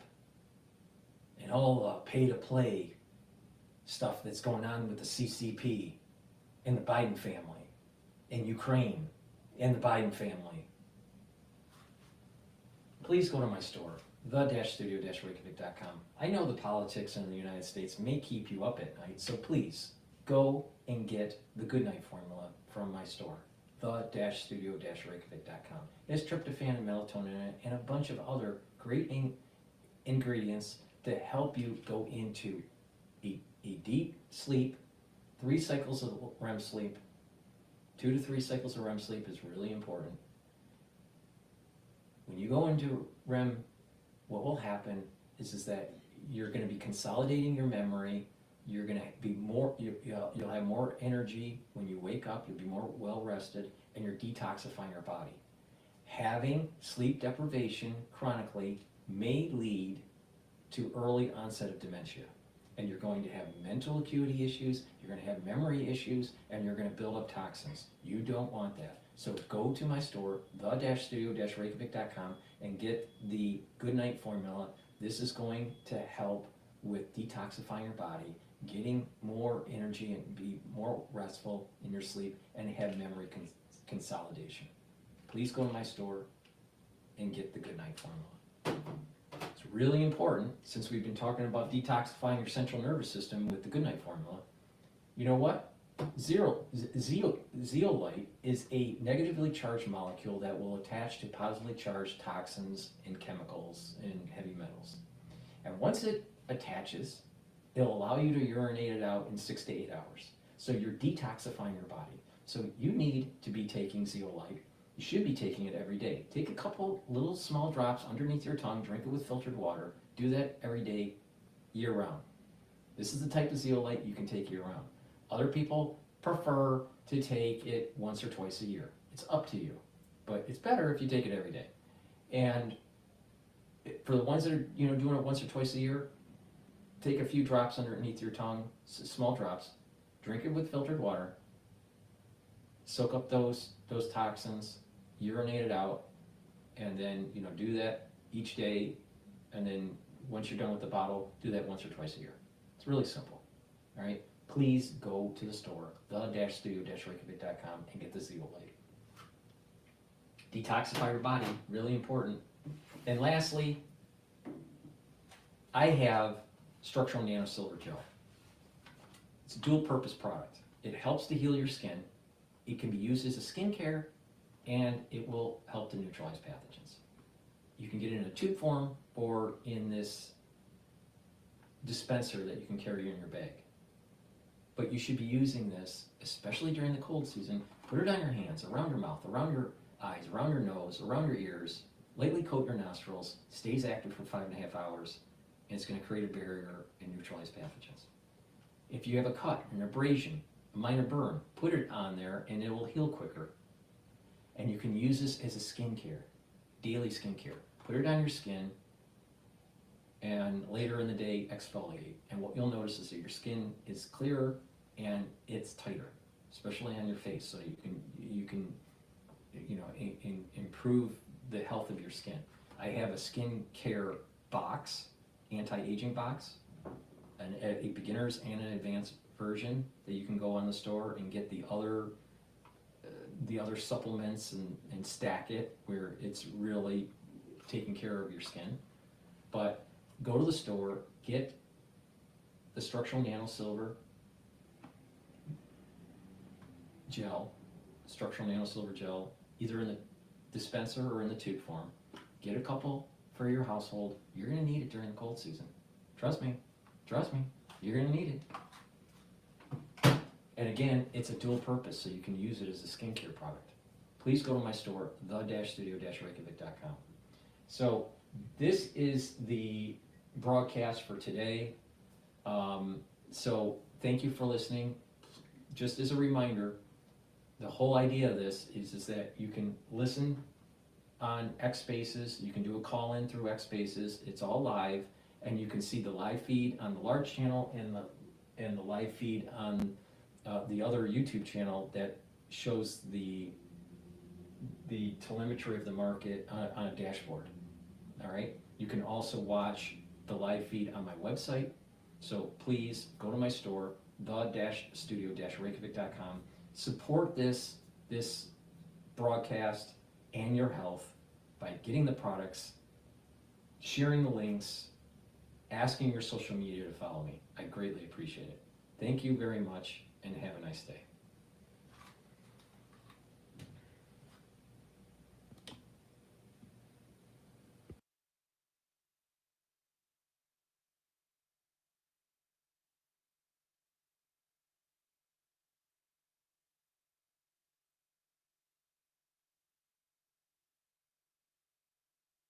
My son Ian was diagnosed with